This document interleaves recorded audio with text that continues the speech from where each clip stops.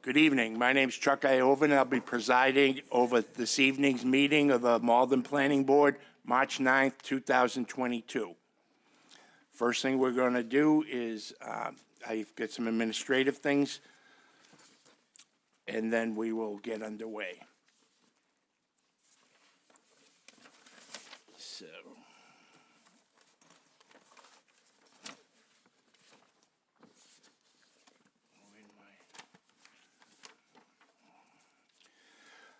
for those in attendance, under the provisions of the open meeting law, attendees are informed that this meeting is being recorded by Urban Media Arts, formerly MATV.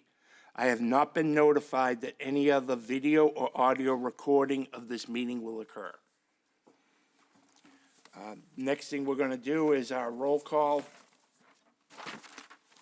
And we'll start with Risa. Give me a moment. Okay, Risa? Risa Gray, Planning Board. ተወዳጅ ገብረስላሴ Planning Board. Diane Shuha, Planning Board. Ken Antonucci, Planning Board. Chuck Iovan, Planning Board.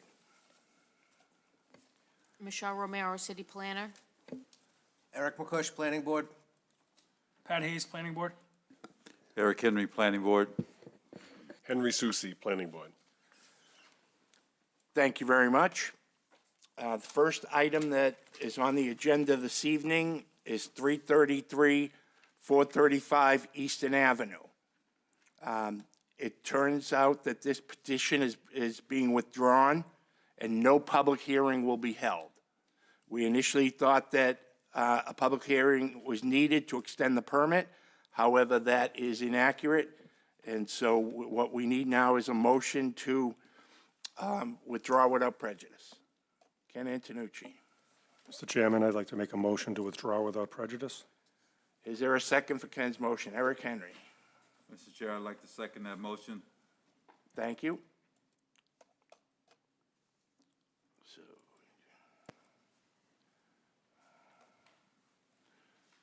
okay, Michelle.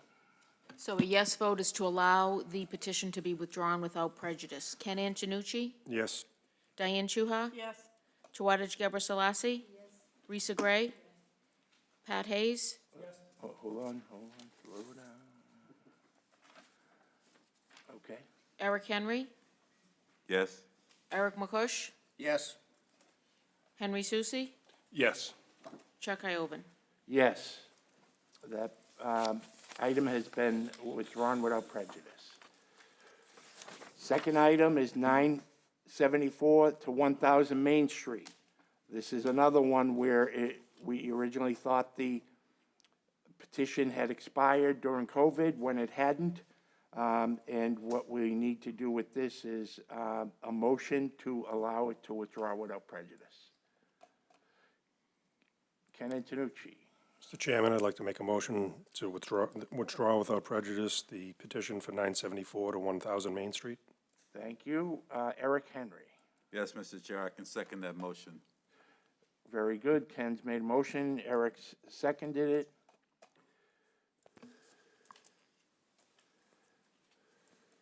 Okay. So a yes vote is to allow the petition to be withdrawn without prejudice. Ken Antonucci? Yes. Diane Shuha? Yes. Tawadej Gebrselassie? Yes. Risa Gray? Yes. Patrick Hayes? Yes. Eric Henry? Yes. Eric McCush? Yes. Henry Susi? Yes. Chuck Iovan? Yes. That item has also been allowed to be withdrawn without prejudice. Next item we're going to hear is 11 Dartmouth Street. Ken, would you read the notice, please? The Malden Planning Board will hold a public hearing in the Herbert L. Jackson Council Chamber, Malden City Hall, 215 Pleasant Street, Malden, Mass. At 7 p.m. on Wednesday, March 9th, 2022, on the petition of 11 Dartmouth Property, LLC, permit application number C000041693-2022, under Title 12, Chapter 12, Section 030 of the Code of the City of Malden, seeking a special permit to allow research and development use of property in the Central Business Zoning District, namely, to occupy approximately a total of 149,632 square feet, located on the second through ninth floors of a new building to be constructed at the properties known as and numbered 11 Dartmouth Street and 17 Dartmouth Street, Malden, Mass., and also known by City Assessor's Parcel ID number 050-259-918 and 050-259-902. Thank you very much, Ken. Is the petitioner present? I saw him in the audience. I'd like to remind everyone, when you come up, please state your name and residential address for the record, and make sure you sign the clipboard. And also remind everyone, planning board and people speaking at the podium, to make sure that you speak loudly and into the microphone. Thank you. Thank you. My name is Carlos Fabres-Mazet. I am the managing principal of Quaker Lane Capital, residing at 92 Warren Street, Charlestown, Massachusetts. I'm the managing principal of the proponent submitting for the special permit. We do have a presentation prepared for the planning board, if there's an ability to show that. Yeah. You should be able to plug in right there, right? Yeah, I am plugged in.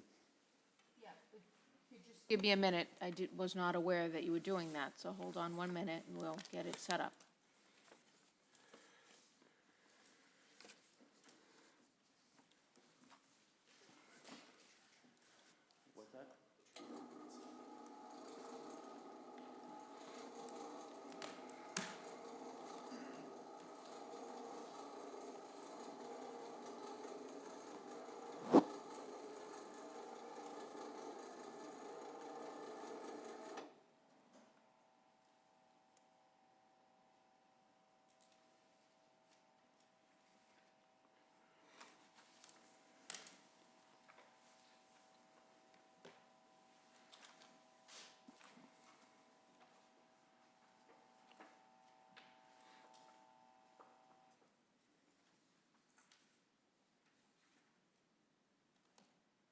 Do you have to turn around to look at it, or can you see it? Do you have a?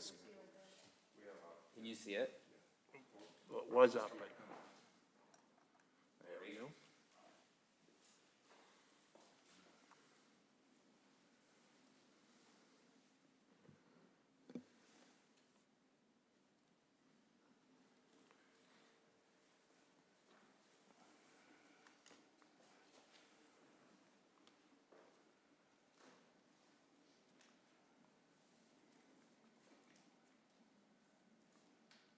All right, we're live.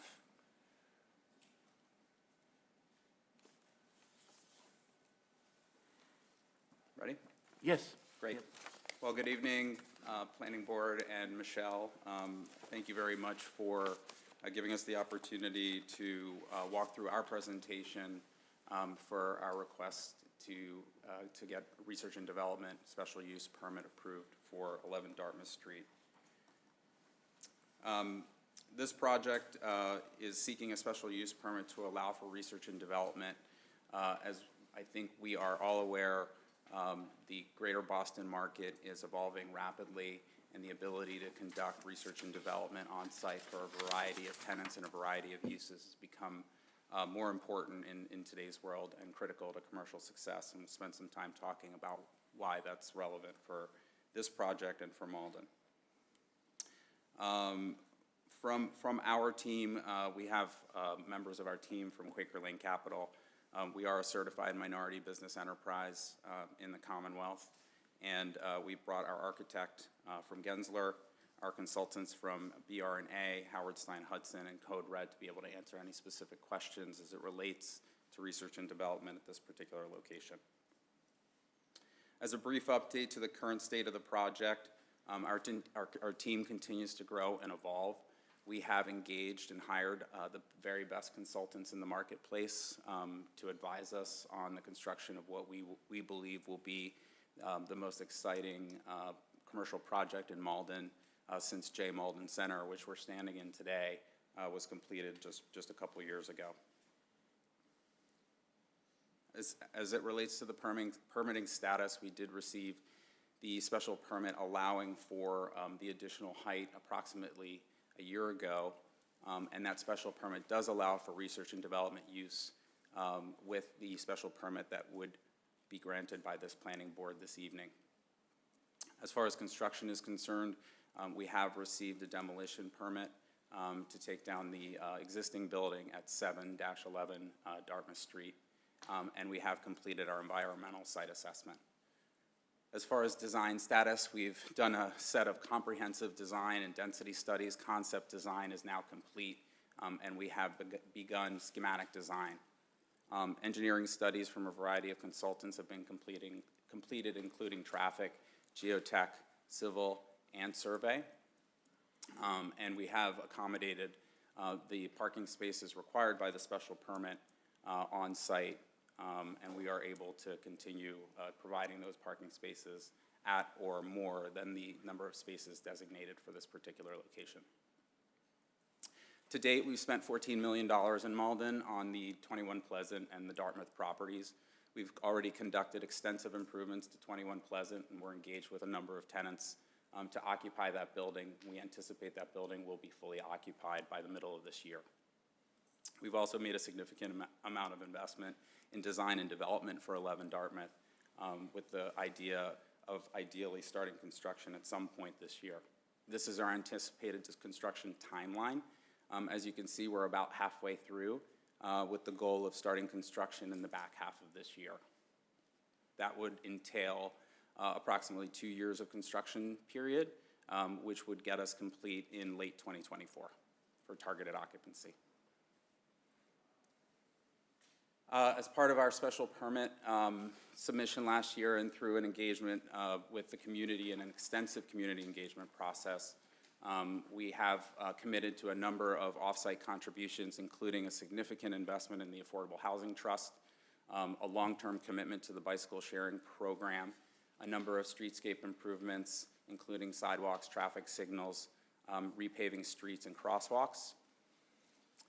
Alongside of that, the actual construction of the project suggests an investment of over $100 million, resulting in building permit fees to the city of $1.4 million, construction jobs to local Malden workers and laborers, and property taxes in excess of $1 million a year at the full construction value. Significant economic development for Malden Center. We've received community support through the entirety of our process, including the last special permit and this special permit, from a number of businesses within the community, retailers along Pleasant Street that would be further activated as a result of this project, and more recently received a letter of support from the Exchange, which received the same R&D special permit in May of last year. We also received a letter of support from Mayor Christensen and other constituents in the community, including support from our city councilor for this district, Ryan O'Malley. Let me talk for a minute about what's happening in the marketplace and why this is relevant to Malden. I don't think it's any secret that the life science industry, as well as the research and development uses that go in tandem or alongside life science. R&D does not always include life science. It can include robotics. It can include other types of technology in addition to biotechnology. But the growth, specifically in the life science industry, and along the transit nodes of the orange line, the red line, the green line, and evident from what you're seeing in Union Square and Somerville, are coming to Malden. And the activity that occurs as a result of these uses being allowed is pretty significant for the communities, bringing skilled labor, jobs, and further economic development for the city. For this building specifically, we can accommodate just about any size requirement that's in the marketplace. The building is designed and configured in a way that it can be divided, the floors can be divided by 2 tenants, by a single tenant, or we can go with a single tenant for the entirety of the building. And these biotechnology pharmaceutical companies are just a small sample of the tenants that are actively in the marketplace looking for space, some of which are looking for a value proposition to Kendall Square, where you're starting to see rents in excess of $120 a square foot already. From a timing perspective, it's critical to understand that the R&D market and the life science market does not take permitting risk. Tenants want to know that the building is permitted for the use before they even engage with a landlord or a building to take space. As you can see by the chart here, and all of the sort of the dots that you see in the lower left corner suggest that the vast majority of tenant requirements fall within 12 months of getting to the market. In other words, they want to know that they can take occupancy in a building within 12 months. So a permitting process as a result of a tenant looking for space will force a tenant to go to another location where they don't require any permitting risk or any additional time to take occupancy. It's a very constrained timeline. So our request is for the research and development use. That would include biology, chemistry, research and development, including biosafety levels 1 and 2. We'll talk a little bit more about what that means. We are not seeking the ability to go to biosafety levels 3 and 4. There would be no live animal testing, with the exception of rodents and zebrafish, which is a common type of animal for life science testing. We do want the ability to explore other research and development type of uses, which include medical devices, robotics, semiconductor and computer design, computational science, material science, and nanotechnology, all of which fall under the umbrella of research and development. All of these uses would comply with applicable municipal, state, and federal code. All storage and disposal of biohazard or medical waste would comply with all regulations, and all tenants would be required to file an environmental health and safety program with the city with annual updates, very similar to the special permit that was granted to Exchange a few months ago. We do have a couple requests to modify the staff conditions. As far as condition 16, we would seek additional time on the special permit to allow for tenants to take occupancy and build out their space if substantial construction has not commenced by that date. We anticipate that this building will take about 3 years to fully build and make ready for R&D use and occupancy, so the timeline of the special permit is important. In addition to that, the only other condition that we would seek to modify is the allowance of zebrafish as one of the permitted animals for animal testing on site. So zebrafish and not rodents? And rodents, but rodents were permitted in the staff conditions. As far as traffic impact, because the density of use is substantially lower, it's somewhere between 25% and 50% of a typical office use. We would anticipate that the traffic counts would be reduced by 60% plus if this were the entirety of the use for the building, particularly during peak hours. So lower traffic impact by having this use for the building. This is just a simple diagrammatic example of what the difference between BSL 1 and BSL 2 suggests. Substantial differences are fume hoods and the allowance of certain chemicals to be used in the space. So as far as the building design is concerned, the building design would not change. The envelope of the building would be substantially similar to what was already approved, with the only key differences are really on the interior of the building by adding additional structural capacity for higher live loads related to the equipment required for research and development use. There would be additional HVAC capacity that would be incorporated into the building through more shaft space and more ability to vent from the individual spaces. Per the City Council special permit, all mechanical equipment would be screened. Just give a quick run through the plans. The parking would not decrease as a result of the special permit, so we can still commit to the 145 space minimum that was granted as part of the City Council special permit. This is the difference between your typical office test fit for this floor plate and an R&D test fit. Not substantially different, with the exception that you're seeing in the brown a much lower density use in that upper right corner where you're going to have lab benches. So far fewer employees in this particular instance. And this is an example of what that space would look like on that particular floor. That's all we have for the moment. Happy to answer any questions. Thank you. Very good, thank you very much.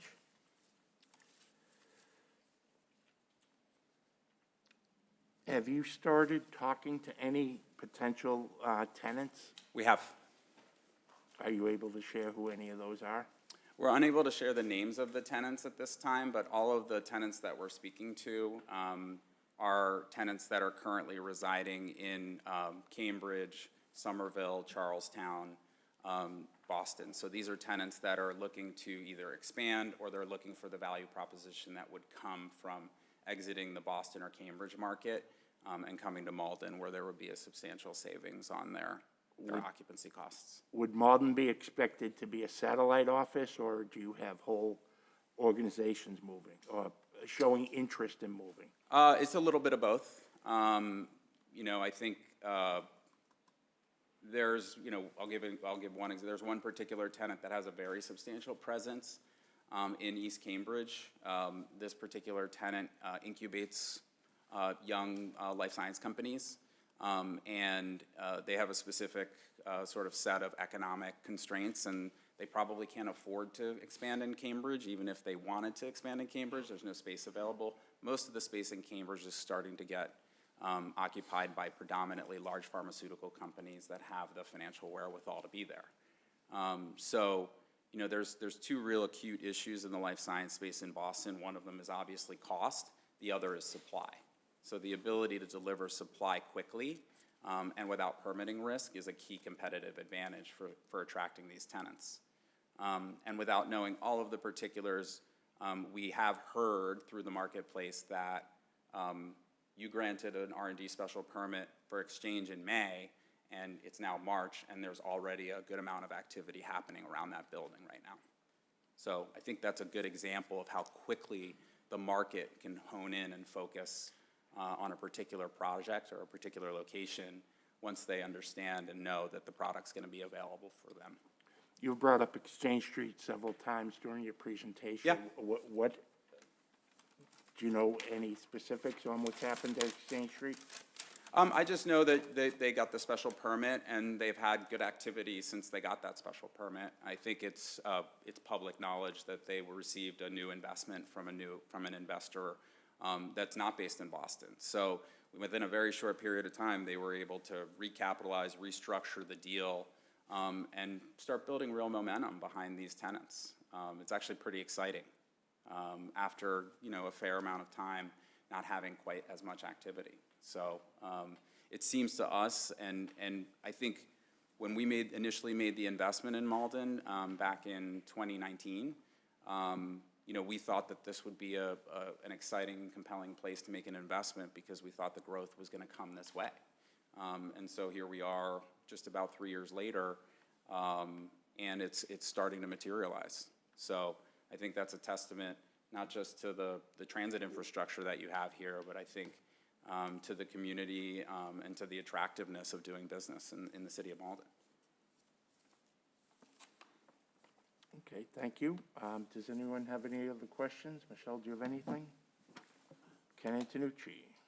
Yeah, hi, thank you. On one of the slides, I didn't have time to read through the whole thing. I think it was the second to last one, where you talked about a pH neutralization system in that floor. Can you go through those for treating the waters to be able to perform the R&D work or post processes? Do you want to jump in on that? Thank you. Patrick Duffy with BR Plessé Consulting Engineers. We'd be the engineers for the project.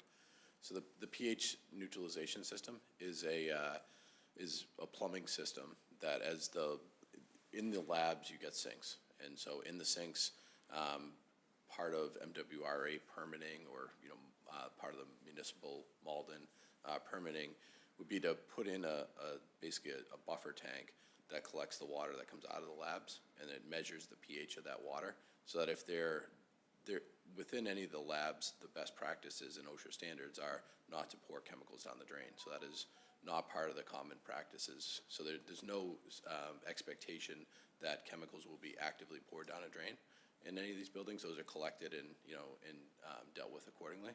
But the system is still there because there's the potential that some residue could be washed off of a beaker or glass and, and go into that, into the plumbing system. And this tank is there to buffer the, be basically a security for the municipal water and sewer.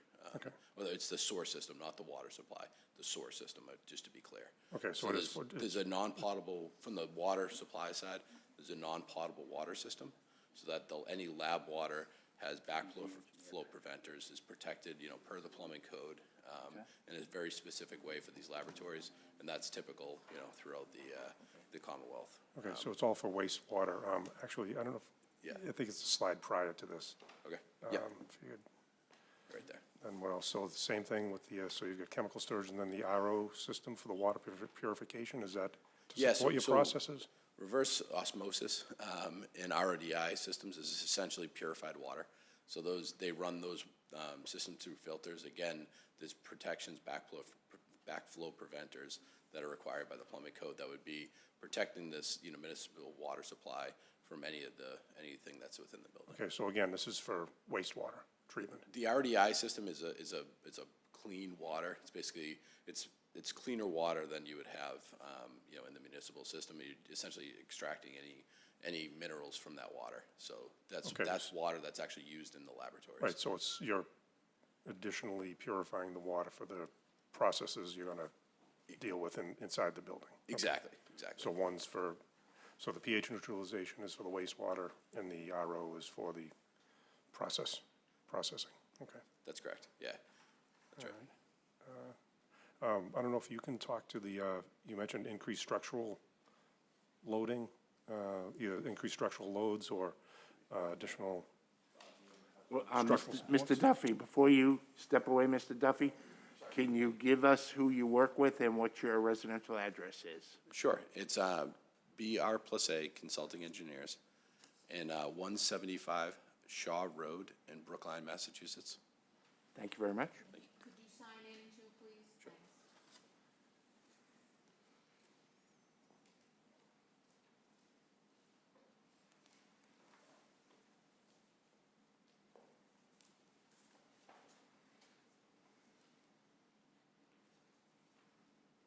You said BRA Consulting Engineers? BR plus A.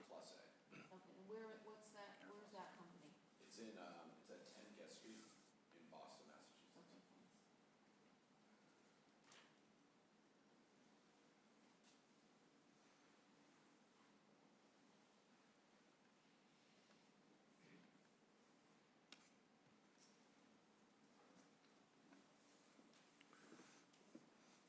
Hi, members of the board. I'm Robert Kaup.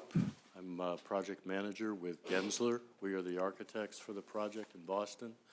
I live at 36 Lime Street in Newburyport.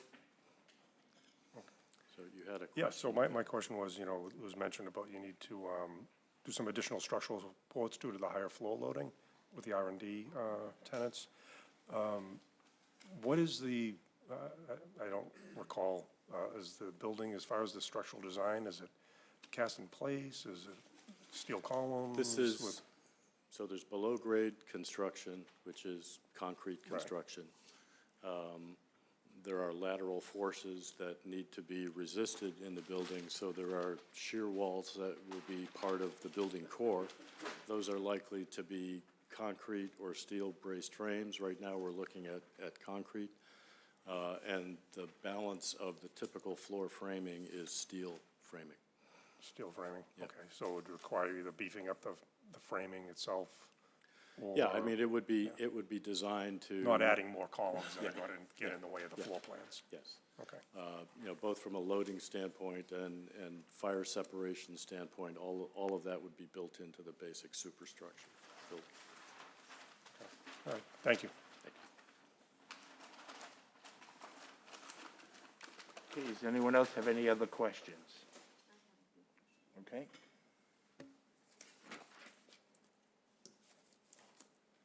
Thank you. Is this on? Yeah. Okay. Couple questions I had. First, if you could go through the timeline again, because Construction timeline? I thought that you had said occupancy, you expected occupancy by 2024. But then I thought you said you would take 3 years to build the building. 3 years, including the tenant build-out. So the tenant build-out, you can deliver a core and shell, and the tenant would take occupancy, take a certificate of occupancy, a core and shell, and build out their interior space.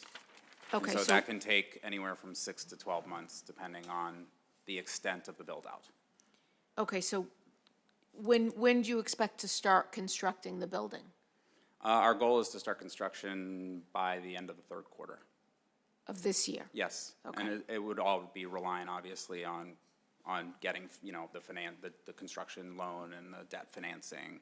Our equity partner is in place, and committed to the project. Okay, so third quarter 2022, you would start, and how long would it take to build the building? So the core and shell would take somewhere between 20 and 24 months. And then upon completion of the core and shell, you're building out the interior of the space. In some instances, you would, especially with life science buildings, a lot of these projects are built on a purely speculative basis, so you may not have a tenant when you start construction. If that were the case here, what would more likely happen is we would start on spec maybe 9 to 12 months from delivery of the core and shell.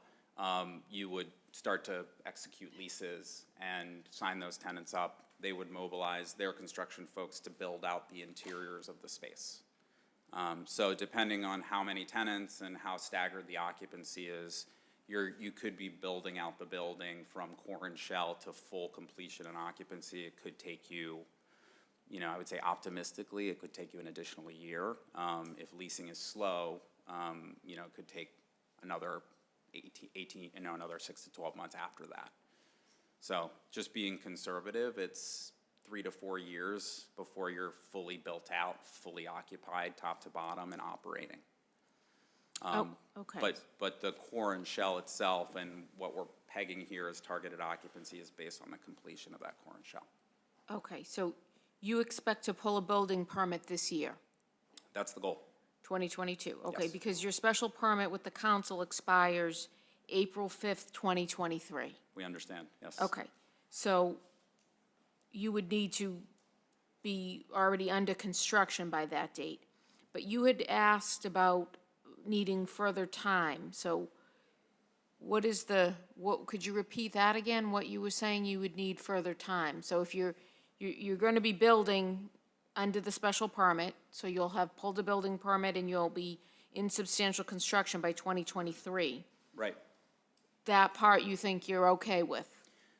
That part we think we're okay with, yes. Okay, because you would need to go back to the council to amend that if we weren't okay with that, right? Right, if that were to change, Okay. we understand that. So I was going to recommend incorporating that, but so you're stating that you don't know if you'd be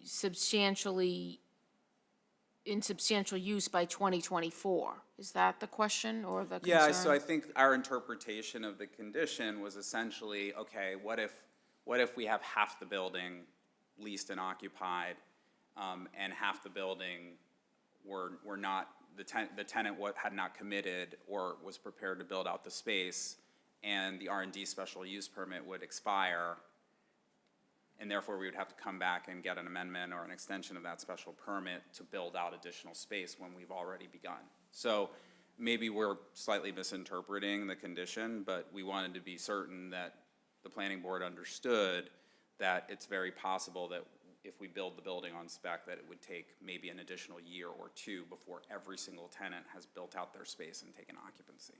So I think it's just getting comfortable from our perspective and the folks that are financing the building's perspective that we'll be able to fill the building with R&D tenants before the R&D special permit expires. So the operative question is, does it apply floor by floor, or is it, if we start one floor, then we're in compliance with the special permit and it's effective until the building is full, regardless of the expiration date. Okay. My other question had to do with, thank you, had to do with life science. So you at the beginning said life science is biotech, is that how you described it?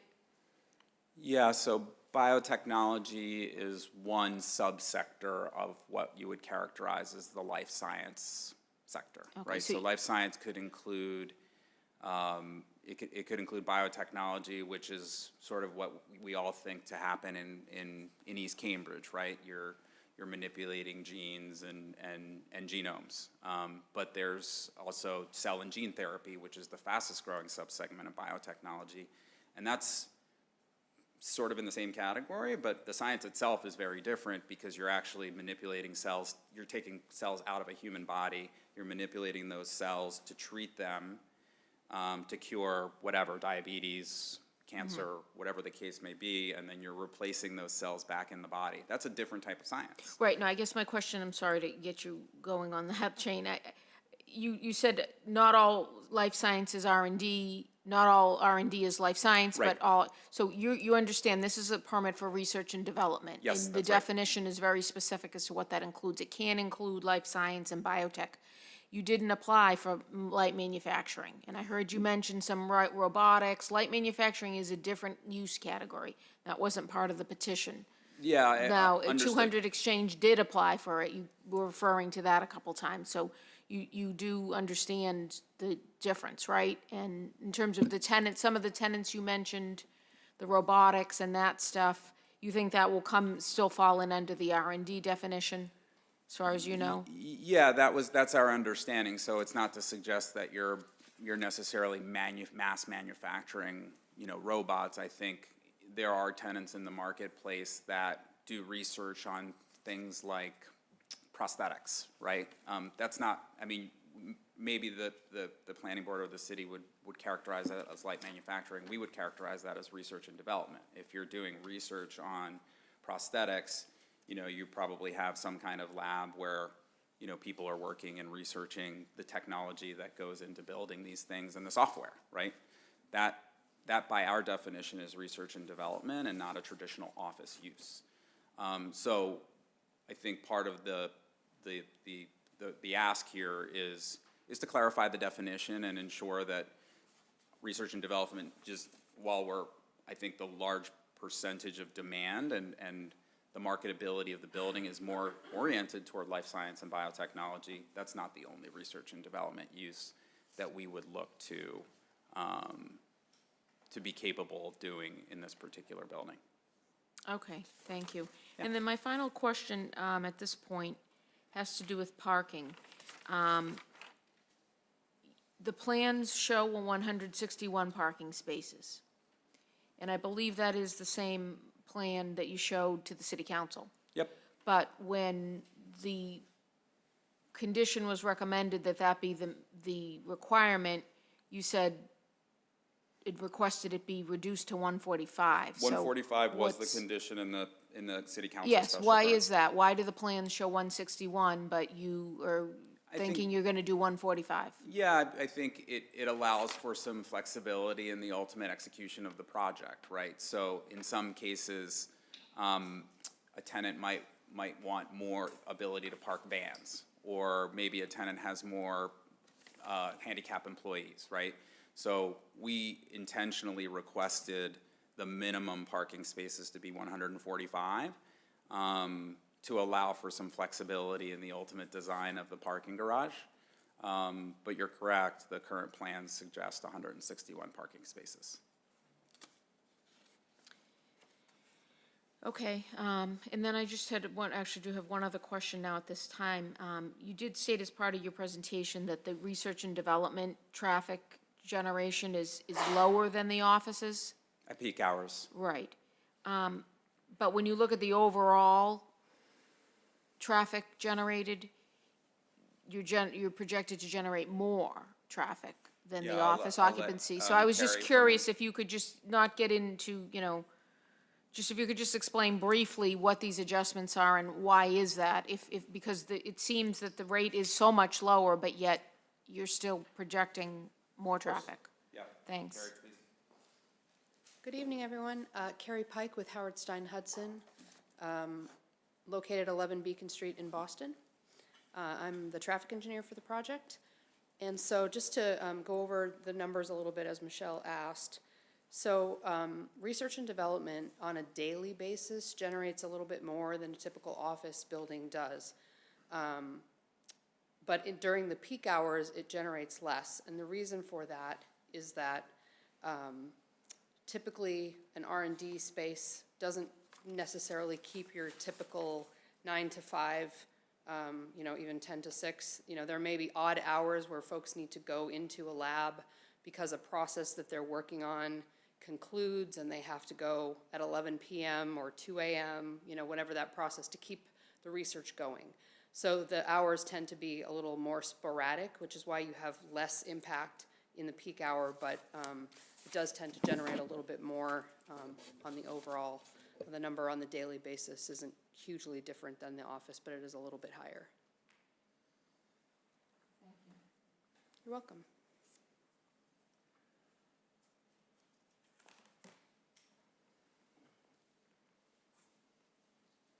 Michelle, before we move on to Eric McCush's question, could you answer the petitioner's question about the expiration of the permit? If they've built the building and they've started to rent to tenants and build it out for tenants, doesn't that lock in the special permit?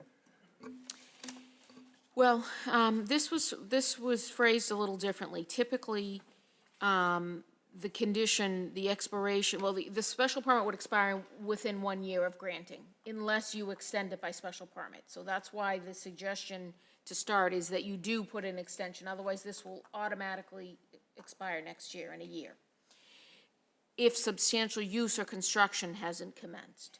But whereas this was twofold. This was to give them an extension beyond the year, but also I was trying to make a distinction with the fact that they have another special permit that has to be exercised by next year. So my concern or my issue is if that special permit is never exercised, this special permit would lapse. So I wasn't. They would take that up with the council. Well, they would take their expiration of that special permit up with the council. So, I mean, we can do one or two things. This condition can be rewritten only to address use. They clearly can't use the building if it's not built. I was trying to tie in the special permit that they already have from the city council, but maybe that's where the confusion is happening. I know that's where the confusion is happening. So I guess if I had to make a recommendation, I would recommend that we'll just 16, we would revise to say the special permit shall expire on a certain date if substantial use has not commenced. The construction part, I was tying to the building, but typically it's construction, substantial use or substantial construction under the permit. So it could be that the tenants are building out. So I'll have to think about that and figure out what to do, but I'm not sure if you want to really, I mean, I guess the bigger question for the board is how long would you want this permit valid before it lapses? By our ordinance, it's 1 year. Right, This was but this projected to be 2 years, but it sounds like they're asking for more than Right, that. but this is a 9-story building. I know. That's right. You know, I mean, it's enormous, and I don't think it's unreasonable to think that it could be more than a normal time that we're used to seeing for things like that, so. Yeah, I mean, you'll have to think about that. I was just quickly looking at the, we keep hearing about the 200 exchange. That was a 2-year window. So you granted it in May of 2021, and the permit expires May 31st, 2023, unless substantial use or construction has commenced. We could just leave it a similar condition like that, and we won't tie it to the construction of the building. But it sounds like they're looking for more than 2 years. Okay, well, think about it if you could, so by the time we get to number 16. Yeah, well, I'll have to think about that. Yeah, Thank you. and if, Eric McCush. can I respond to that? Yes. So the only comment that I would make is, that building was already completed. So when you granted the R&D special permit, the building was already essentially ready for occupancy, so they have 2 years from basically a finished building. So we've got 2 years-ish to build it, and then not a lot of time to fill it, right? So again, it's just our interpretation of the condition. I think we've explained, how the occupancy of the building would occur, and provided there was clarity and not risk around our ability to continue filling the building upon the core and shell completion. Okay, Because thank you. And also, I think maybe if our building commissioner, Nelson Miller's here, before we move on from this point, if he could give his opinion, what is he gonna consider substantial use or construction? He is the one that's gonna be interpreting the condition. Do you wanna hear from him? Yes, please.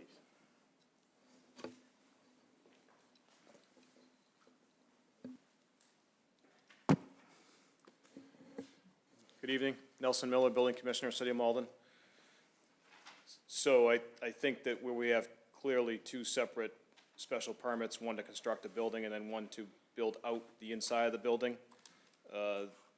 When the building is complete, the exterior of the building, the core and shell is complete, that first special permit has been exercised, obviously. As soon as they start building out any portion of the inside for this use, they have then officially exercised that special permit. So to answer the question of, do they have to have the entire inside of the building built out before the special permit expires? No, they don't. It's like any other special permit. Once you exercise it, you've exercised it, and that's it.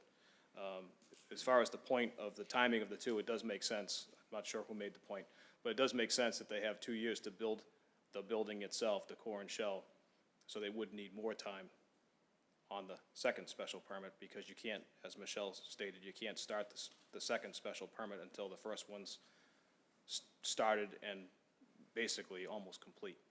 So that'd be my So opinion. would you have a recommendation, given what what's been presented this evening? I think. Do you think it's fair to 2 years to build the building and then another year to start signing tenants and getting build-out started? That seems to make sense, yeah, because you would essentially practically have to have the building constructed before your interior fit-outs started, especially on our end, inspectional services end, for the purpose of closing out permits and releasing responsibility of contractors and subcontractors from Project A. That Project A would need to be done before, as the petitioner stated, the tenants bring in their own contractors. So you kind of have to make a nice clean cut between, okay, the building is now done and ready. Here comes construction team B. They're on the hook now for everything that goes on from this point forward. So I think that to have that time extend the year beyond the completion of the 2 years would make sense. And I think that's what the petitioner is asking for. He can speak to that. 2 and 2. Yeah. Well, because the recommendation is to do that. It's to add on another year after, so the special permit for the building expires 2023. This would expire 2024. But they're asking, I think, for 2 years after the 2023. Right, which would be essentially the 2 years that you would grant in a typical special permit, but that 2 years really isn't starting until the 2 years for the initial building is completed. So you're giving them 2 years to build the building, 2 years to exercise, to do the build-out on the special permit for the use, which seems to make sense to me, but Okay. I don't get to vote.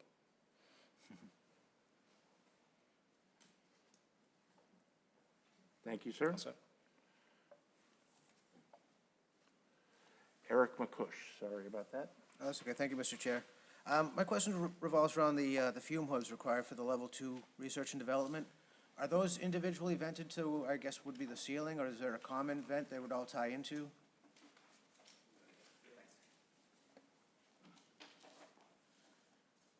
those, the fume hoods are combined, so part of the treatment of typical fume hoods is to combine them into a general exhaust system.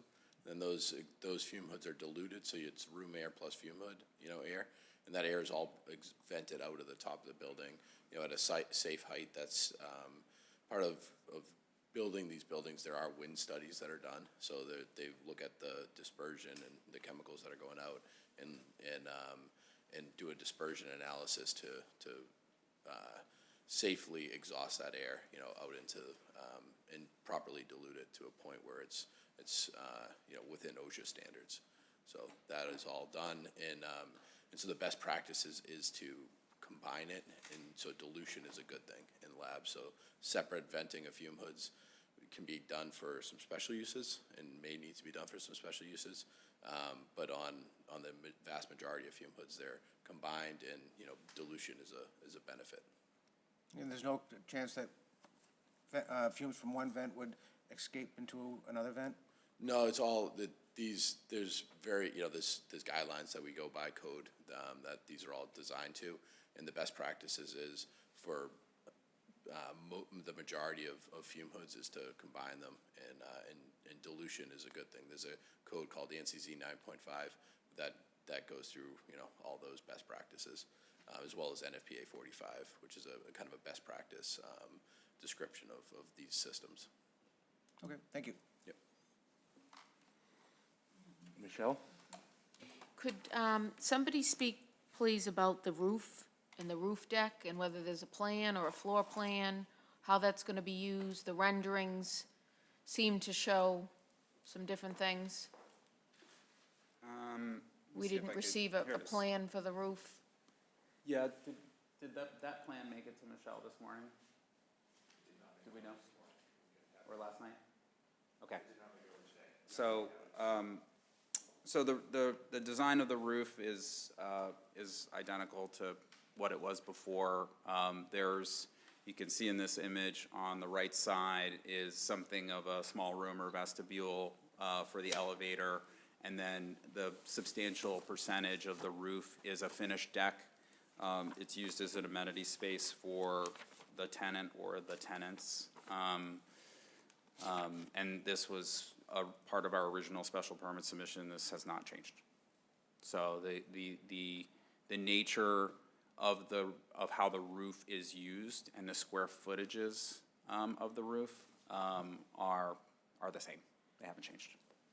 Okay, but when you say they're the same, I've never seen a roof plan, so what is it? Like, looking at this rendering, which is the same one you submitted with the council, it looks like there is some decking, there's trees, there's grass, it looks like there's an interior room. Yeah, Looks like it's with more of glass, which doesn't quite match up with this. And again, I've thoroughly reviewed the plans you submitted to the council. I've never seen a roof plan, so could you tell us the square footage and things like that? Do you know the square footage off the top of your head, Bob? Let me make some estimates. Is that okay? I'm not going to be able to give you precise numbers, but I'm happy to submit the plan tomorrow. Approximately 40 to 50% of the roof space is finished space like what you see.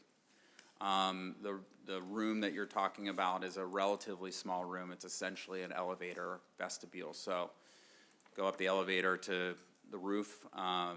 There's a small room to, control the climate, control airflow, and then you walk outside and there's a finished deck. And that deck comprises approximately 40 to 50% of the roof. Okay. And apologies, that plan was Yeah. supposed to be sent to you this morning. Okay, so let's say we presume all the levels are the same, so it's 18,031 square feet is the square footage, right? Right. So you're saying 9,000 of that is roof deck, and then there's the vestibule for the elevators, so, And the vestibule would be included in that. okay, In so that then the square other footage. 9,000 is this grass and trees, or, and I'm not looking, do you have this image that you submitted? This is a think it's a Gensler presentation. perspective view. It looks like it's all grass and trees except for a small area. No, I think it's just, let me see what you have, show me. Perspective views, page 8, Gensler. Yeah, This is that's- what I don't was think it's- filed with the It's not in this council. presentation. Yeah, it's what the board has. That image that you're looking at was part of the city council submission, right? And also this submission, this is what was submitted for this Yeah. permit. So, is there something else? No, it's not that- grass, it's EDPM membrane roof. It's not grass and trees?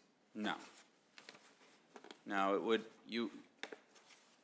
it wouldn't be a good use of the roof space to have grass and trees on 100% of it. So Okay. using about 50% of it to maximize the views and use it as amenity space is sort Okay. of what we viewed as ideal for this particular building. So I'm just now questioning, so is this the current, this plan wasn't dated? Yeah, Is this the current plan that we're looking at, or is there a different plan we should be looking at? there's a different plan for the roof. What about for the Do you rest have of it the on your building? computer, Brendan, somewhere?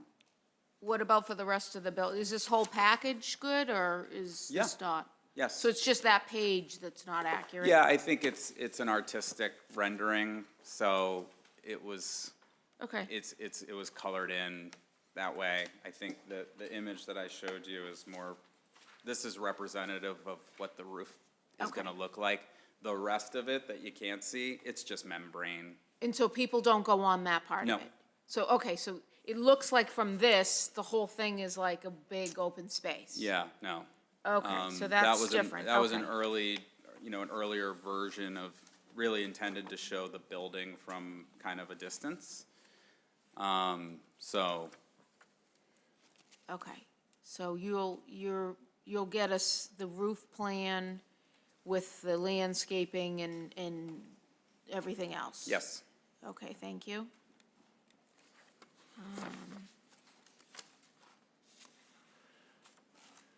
Okay, and then just my one last question, which just, because I feel like I should ask this, because I'm not sure. Zebrafish is a type of fish, right? It's not some other type of thing, right? It's a fish. They're fish that live in water. It's a fish that lives in They're water and tanks, gets they're in, tested. it would be fish in tanks. Yes. It's not some strange mammal or something else. No. Okay. Okay, thank you. Eric Henry. Thank you, Mr. Chair.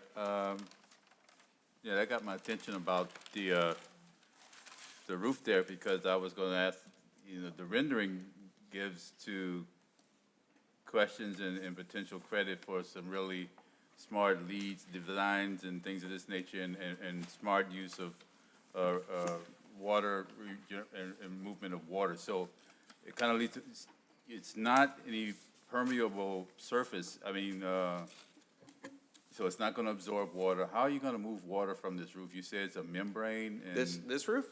Yep. Yeah, Bob, can you talk to the condition of the roof? Well, actually, it's, You're talking about drainage, right? I'm talking about drainage, stormwater, and drainage water that's, with that regards. Yep. Or I tried to follow your plans with regards to where your catch basins was, or do you have some type of preparation to, that, 500-year storm with regard to the Yeah, movement and storage me of let water Bob, and our the impact upon that, upon the city, infrastructure? Okay, great. Can you talk to us just stormwater management on typical roof? Yeah, just, I mean, in terms of the basic. Point of order, roof I'm sorry. Construction. Sorry? I'm Eric Henry. Mr. Henry. Did you, I don't know who, I'm sorry, who is did he address this already? I'm sorry, I was, Gensler, he introduced Yeah, himself. Robert Cool. Kaup, Thank you very Robert Kaup much. from Gensler. thank you, Mr. So in terms of the basic roof construction, there will be a conventional roof membrane. There will be a drainage system that is laid out based upon the capacity of those drains, based upon code requirements.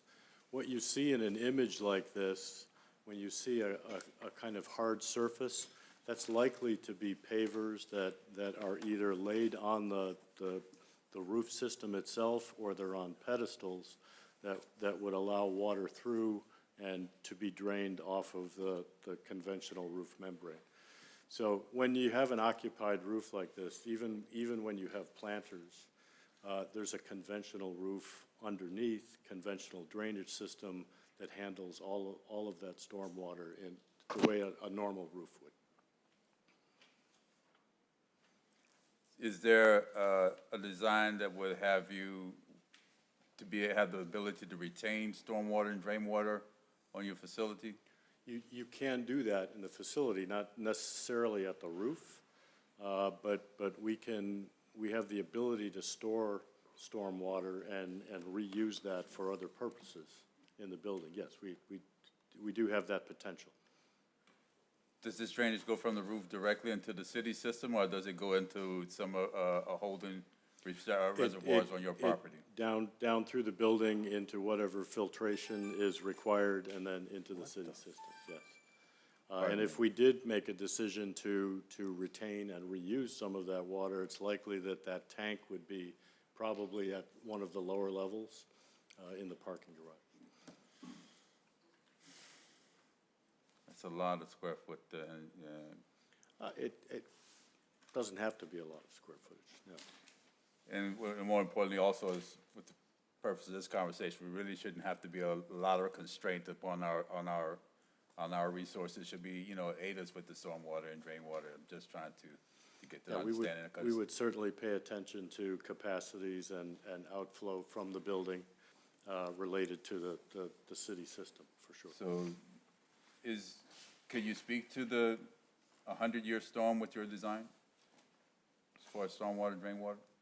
Yes, it'd be 100 years. Yeah. So we would design to a 100-year storm level, yes. Is that something that's also missing from your report? How that looks? Because we're more accustomed to see, I've seen these things before. Sorry, I'm having a little trouble hearing you. Forgive me.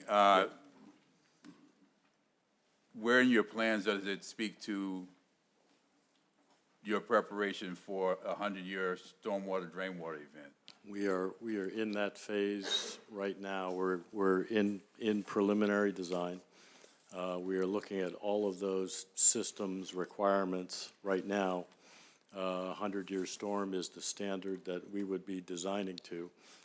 So that's part of the process that we're in right now as we go forward with developing more detail in the project. But it's not here already though, right?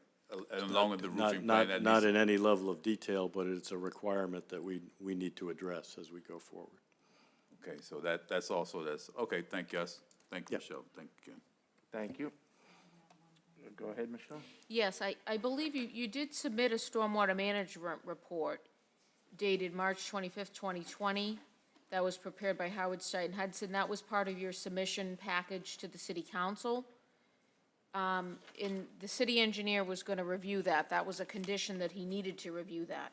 This set of plans that they filed for this permit does include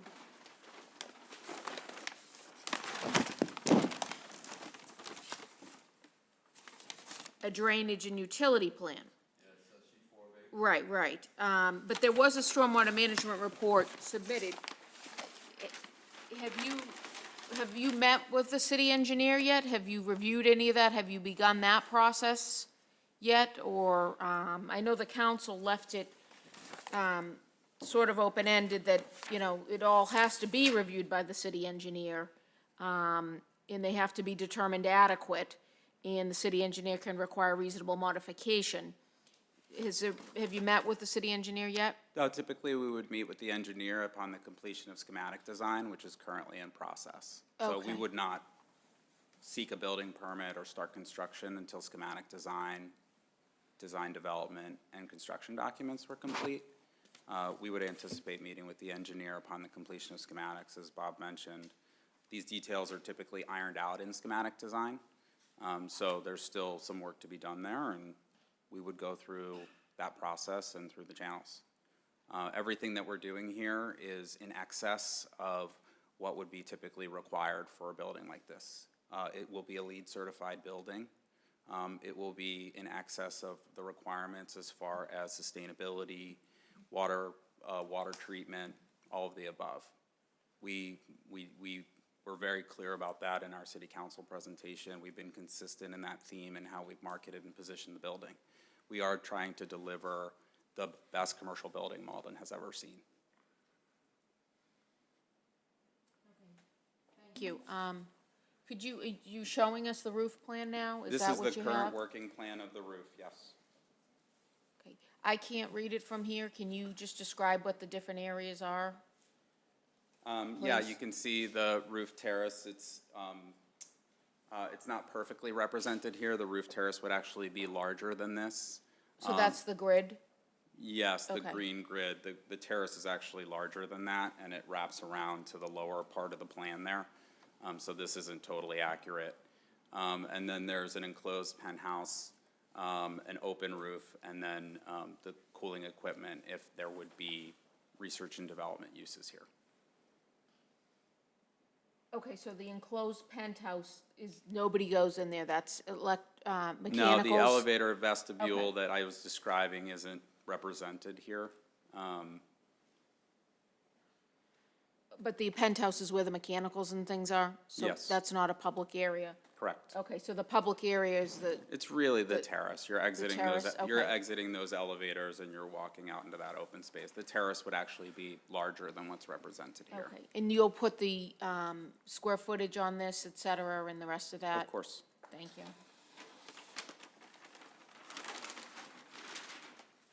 Okay, does anyone else have any other questions? Ken Antonucci.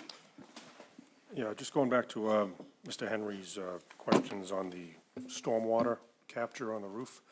So it looks like, there's not a lot of landscaping or anything outside the footprint of the building. The only place you could really use any, like if you did any rainwater harvesting, would actually be up on that roof, correct? I mean, there's really not a lot of landscaping associated with this project. So, I mean, I guess if you were going to capture some of the rainwater and reuse it, what uses could you use that recaptured rainwater for? I mean, I know in your drainage plan, you have some subsurface infiltration system to get rid of it. I'm just curious, if you have any ideas of what you could use that water for? So, as we go through design, we would study some potential uses, which could include, the flushing of toilets. So you could put a gray water system in that could be used to flush the base building toilets. It also, if there are cooling towers, those towers use water, and so that can also be a good place to use that water. Should there be cooling towers on the project? Okay. All right, and then just going to like the sanitary, like the loading of the city systems. This use, the R&D use, I mean, would that be typically more or less than a standard office use, be more than an office use but less than a residential use? That's correct. Yeah, that's right. Yep. All right, thank you. Sure.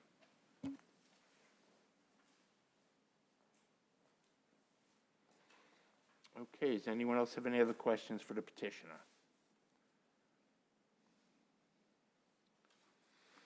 Michelle, anything? No, I just want to, again, just to get back to these plans, I just want to make sure we're all on the same page. So one of the conditions of the special permit from the council was that all development shall be as per plans, and that included facades. So is there, I guess I'm just a little concerned that these you think are not necessarily the current plans. So. No, I was just talking about the roof. Oh, when I just said the that. roof, okay, Yeah, because these because- also contain elevations that show facade, and then these perspective views, which they pretty much match up with that. But so the facades in which are. Facade is unchanged. Is unchanged, okay, I just wanna make sure we're on that same page, okay. Okay, thank you, that was it for now. Okay, is there anything else you'd like to add, sir? Not at this time. Thank you, Planning Board, and Ms. Romero for your consideration. We hope you agree that this is the right use and the right addition to the allowed use for this project. I think it's beneficial to the city. I think it sends a very loud message to the marketplace that Malden's open for business, for research and development, and we're hopeful that you approve it this evening. Thank you very much.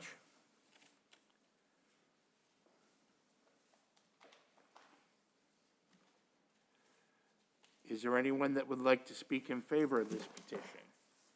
Anyone to speak in favor?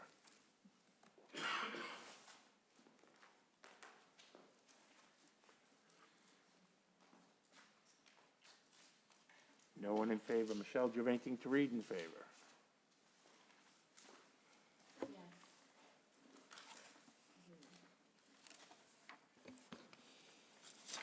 So I do have a letter dated March 9th, 2022. It reads, Dear Chairman Iovan and Planning Board members, I write to you tonight offering my support for Quaker Lane's application requesting a special permit for 11 and 17 Dartmouth Street to allow research and development facilities uses.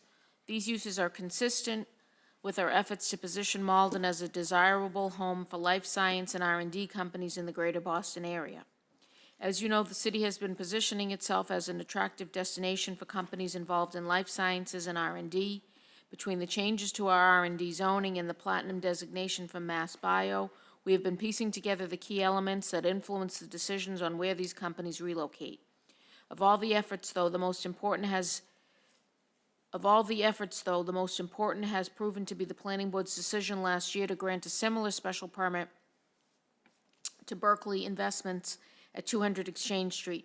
Since the decision, Berkeley Investments has reported a drastic increase in prospect tours for their building, almost to the point of overwhelming their leasing team. More importantly, less than a year from receiving their Planning Board decision, they have 3 letters of intent from tenants who are ready to make Malden their new home. The advantage of providing a similar special permit to Quaker Lane is to continue this industry's interest and increases Malden's reputation as a welcoming community for these sectors. For our residents, there will be significant job creation and opportunities, both temporary and permanent, for construction, administrative, and science workers, as well as opportunities for skilled learning in biotechnology, robotics, technology, and other R&D sectors. For our local economy, these are high-income jobs that can help driving retail spending and increase foot traffic in Malden Center. For our downtown retail, restaurants, gaming, and other destinations, this indirect benefit will help with their recovery from the pandemic. In closing, it is my strong sense that granting Quaker Lane the special permit will allow them to move forward, as well as to sign these highly desirable life science and R&D tenants. This will further diversify and strengthen our commercial base and provide significant benefits for all our residents. It is for these reasons that I respectfully request that you grant the applicant's petition for a special permit. Thank you, and please contact me if you need any further information. Signed sincerely, Gary Christensen, Mayor, City of Malden.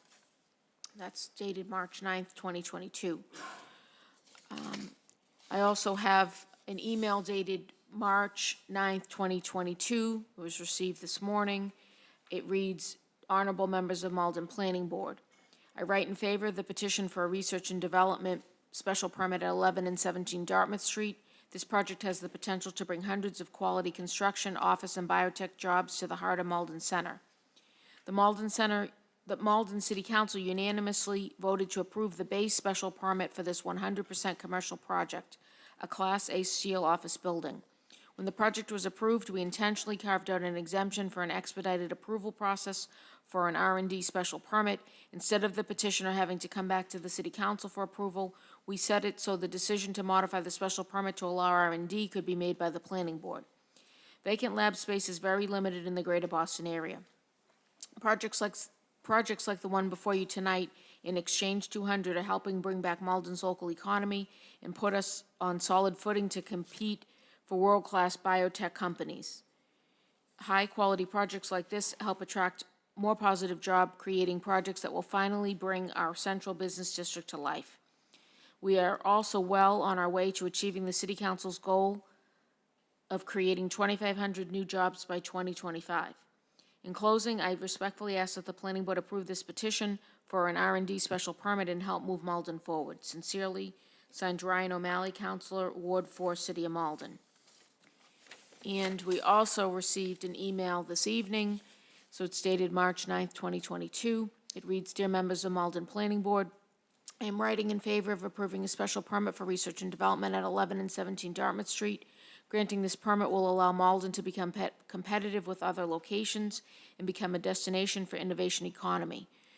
The hope is to bring new jobs in the biotech area while also increasing our tax revenue. I respectfully ask that the Planning Board approve this petition for research and development and help Malden thrive in the area of business development. Signed, Counselor at Large Karen Cologne Hayes, City of Malden." Very good.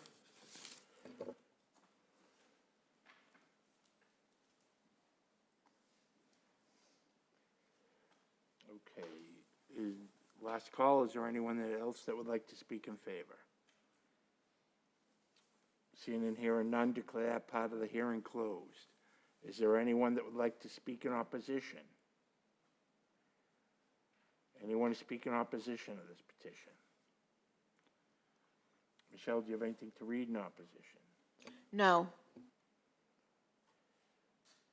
Seeing and hearing no one that wants to speak in opposition, declare that part of the hearing closed. Michelle, can you take us through your staff report and recommendation, please?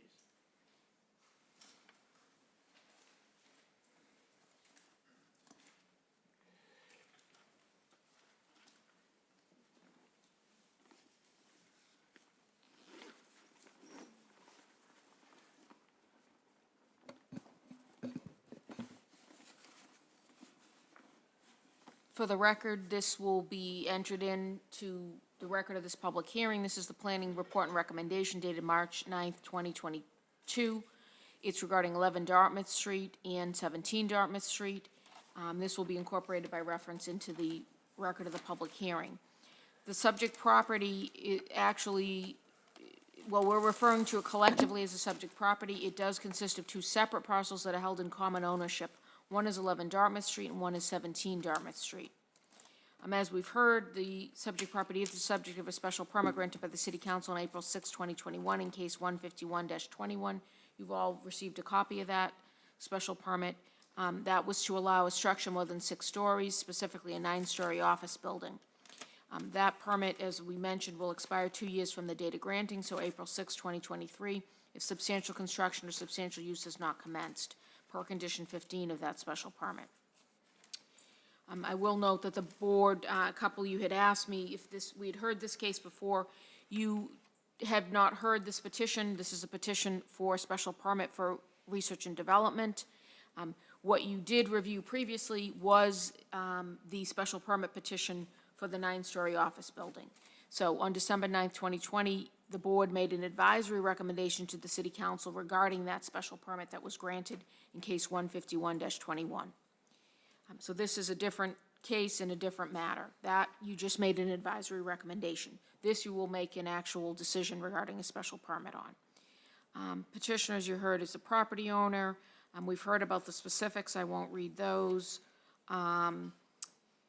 In terms of the square footage, et cetera, I believe you did hear about the parking spaces using an automated lift system. Those are shown on the plans. So the tenants proposed for the offices or for the research and development have yet to be determined. Also shown on the plan is retail and retail coffee on the first floor. Those tenants are also to be determined. I will note in this description of the petition, Section D, I described the roof. That is inaccurate. That was based on the rendering. So, it's not 75%. Well, 75% appeared landscaped in the rendering, but that's not the case. We've heard that it's approximately, I believe, 50%, the petitioner said, is landscaped with planting or landscaped with decking. The other thing I will not read into the record. You have a list of the plans that were submitted with this petition. They include the special permit plan set that was prepared by Howard Stein Hudson. Also, these concept style plan renderings that were prepared by Gensler. Again, I will note for the record that the perspective views may not be accurate. We've been told by the petitioner, so that would be 2F. Those are specifically showing the roof. You also received correspondence dated March 7th from their attorney, Thomas Callahan, describes the proposal. There was also a traffic study submitted dated January 2022. In terms of zoning and occupancy, the subject property is located in the Central Business Zoning District. The proposed research and development use may be allowed by special permit. The proposed restaurant and retail services uses of the first floor are allowed by right in this district. Special permit granted in case 151-21 restricts use of the new building to be constructed per condition 3, which reads floors 2 through 9 may only be occupied for general office use. Maximum of 3,000 square feet of the first floor may only be occupied for retail sales, retail services, and/or restaurant use, with any one business occupying no more than 2,000 square feet. And any other use and occupancy excluding research and development shall require an amendment of the special permit and traffic impact study. And all use requires compliance with the city zoning ordinance. Any residential use, including artist live workspace, is prohibited. That, I just want to note, is the condition that was referred to by the petitioner, as I believe, as well as the councilor O'Malley, that they do not have to go back to the city council to amend the special permit granted in case 151-21 for research and development use. For any other use other than office, they would need to go back to the city council to amend that special permit. This is before you specifically for the research and development special permit. I've listed what else is allowed by right in the central business. That it was part of the basis for that particular condition, so that the city will know exactly what is going to go into this building. Only the uses that are listed in that condition. The direct abutter to the north is a private way court, on the other side of which is a multifamily dwelling, which also abuts to the east. Also to the east are general offices, retail sales and services. To the south are retail services, convenience store offices. And to the west, on the other side of Dartmouth Street, is a restaurant, general offices, and multifamily dwelling. Surrounding land uses are multifamily residential dwellings and various businesses, restaurants, convenience stores, retail sales, services, general offices. Definitions. The city zoning ordinance defines research and development facilities. I'll read this out loud for the record. Facilities including but not limited to laboratories which engage in research, experimental and testing activities, and product development, including but not limited to the fields of biology, biotechnology, chemistry, electronics, engineering, geology, medicine, and physics, specifically excluding any marijuana establishment, independent marijuana testing laboratory, and marijuana research facility. Some test production may be included, but the primary function is research. So this particular petition is seeking a special permit for research and development facilities. So if the special permit's granted, it would be restricted to businesses, research and development types of businesses that will fall into these this category, or meet this definition. Dimensional controls: the proposed building occupied for general offices is per the special permit granted in case 151-21. Occupied for general offices or for the proposed research and development use, the building does comply with applicable dimensional controls for property in the central business zoning district. In terms of parking and loading requirements, on-site parking, loading, and landscaping are not required for research and development use per central business zoning district regulations. Because they're an allowed non-residential use, they do not need to comply with those parking and loading requirements. The special permit granted in case 151-21 requires the following parking on site per condition 4. A minimum of 145 vehicle parking spaces and bicycle parking for 80 shall be provided on site. Under the proposal, parking and loading is provided on site as follows: 161 spaces in the 2 levels, loading on the first floor, and bike parking on the first floor.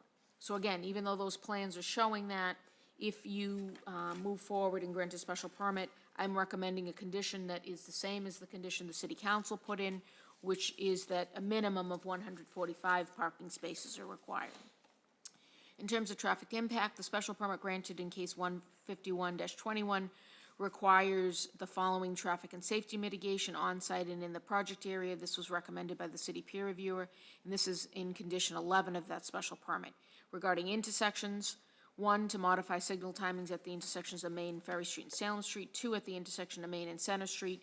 to replace the existing doghouse signal head with a 4-section signal head that would include a flashing yellow arrow, installation of backplates on overhead signals, and modify signal timings for the AM with all modifications to include updated analysis, design, and installation.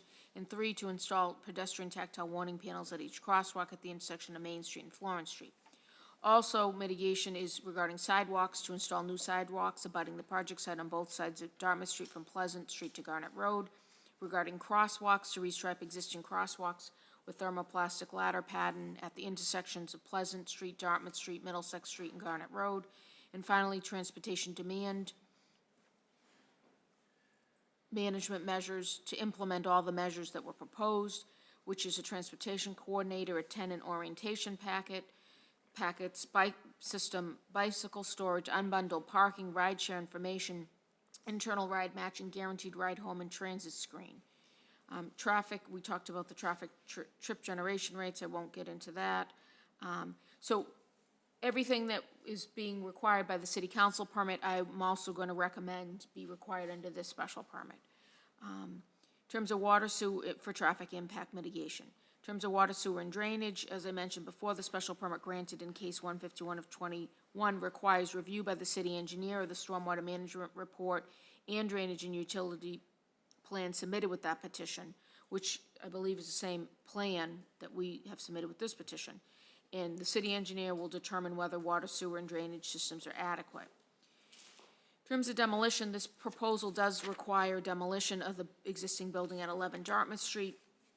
And as required by the demolition delay and alteration ordinance, the Malden Historical Commission reviewed the proposal and made a determination that the building at 11 Dartmouth Street is not significant. The demolition is allowed to proceed without delay. You have a copy of the Historical Commission's determination dated January 16th, 2020. And I should say the review was required by the ordinance. The determination was made under the ordinance. That particular determination wasn't required. They reviewed the facts and made that determination.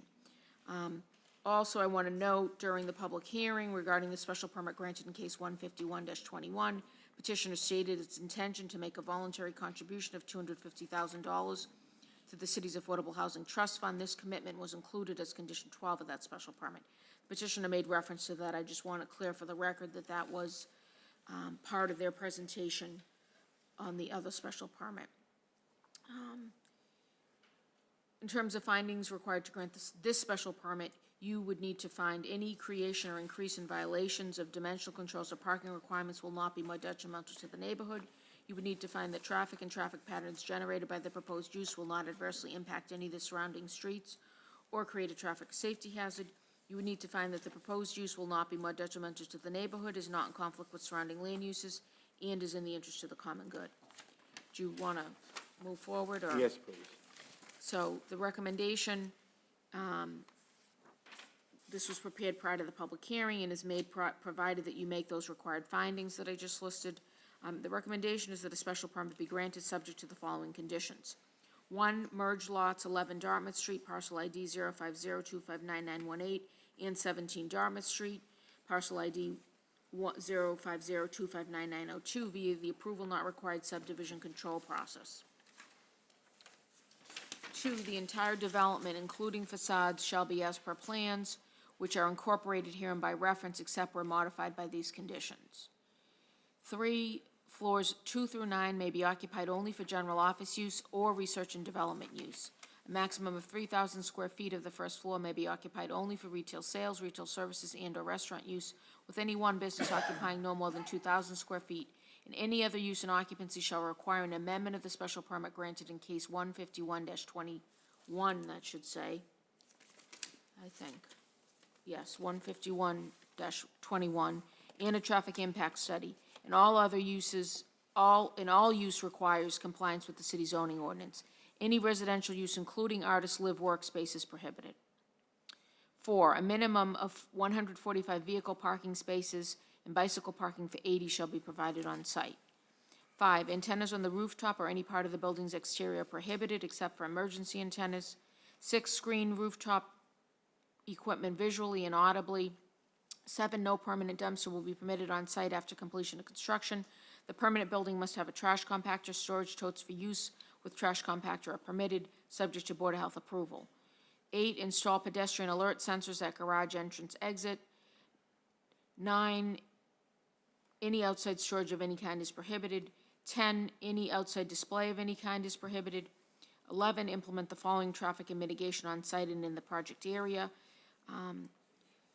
Those are the same ones that I read before. Do you want me to read them again, or I'll read them again, I guess, right? A, intersections.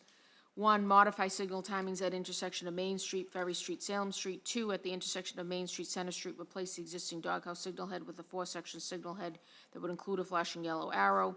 Installation of backplates on overhead signals.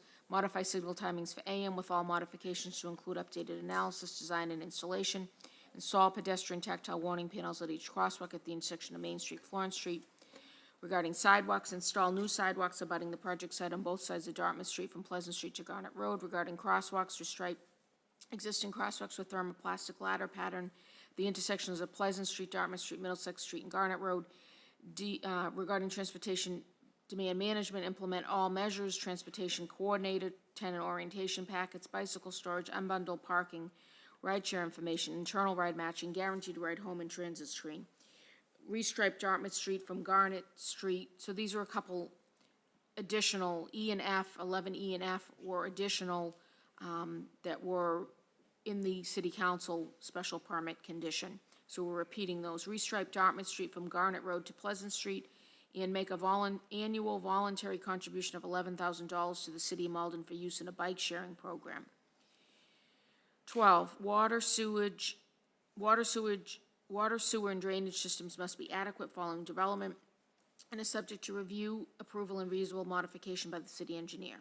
13, solid waste removal and recycling must be adequate and are subject to review and approval by Board of Health. 14, developer agrees to make a voluntary contribution of $250,000 to the City of Malden Affordable Housing Trust Fund. 15, developer shall employ union labor with preference given to Malden union employees. We didn't hear anything about that tonight. That was a condition of the special permit granted by the City Council in case 151-21. 16, I would recommend be revised to state this special permit shall expire on March 8th, 2025, if substantial use or construction has not sooner commenced.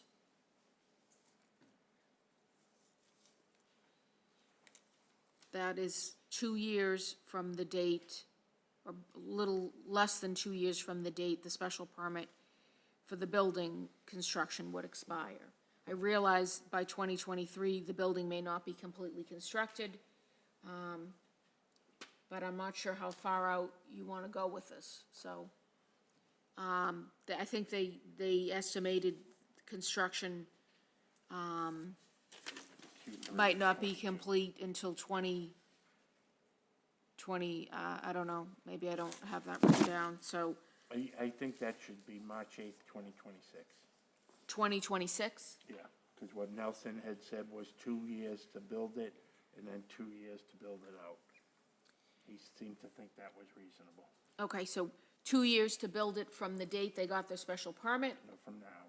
Okay, because that's how I was coming up with that. So if they pull a building permit in 2022, it takes 2 years to build as 2024, and you're saying go to 2026? Yeah. Okay, I'll write that down.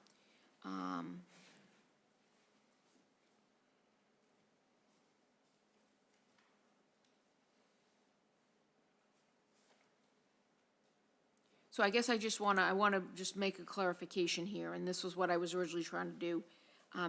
The substantial use would be an R&D use. The construction isn't, you don't mean construction of the building, you mean construction of the Construction done by March 8th, 2024. of the building. Of the building. And then 2 years from that Okay, well, for we the can't, build-out. okay, we can't change the building, because that's already in the special permit. So I want to Okay, write, this then special permit. March 26th would be for the special permit. Construction, okay, so this special permit shall expire on March 8th, 2026, if substantial use or build-out, you want to say, has not sooner commenced. Because that's what construction is, build-out. I'll call it build-out construction. So we'll know what we're talking about. Build-out construction has not sooner commenced. Yep.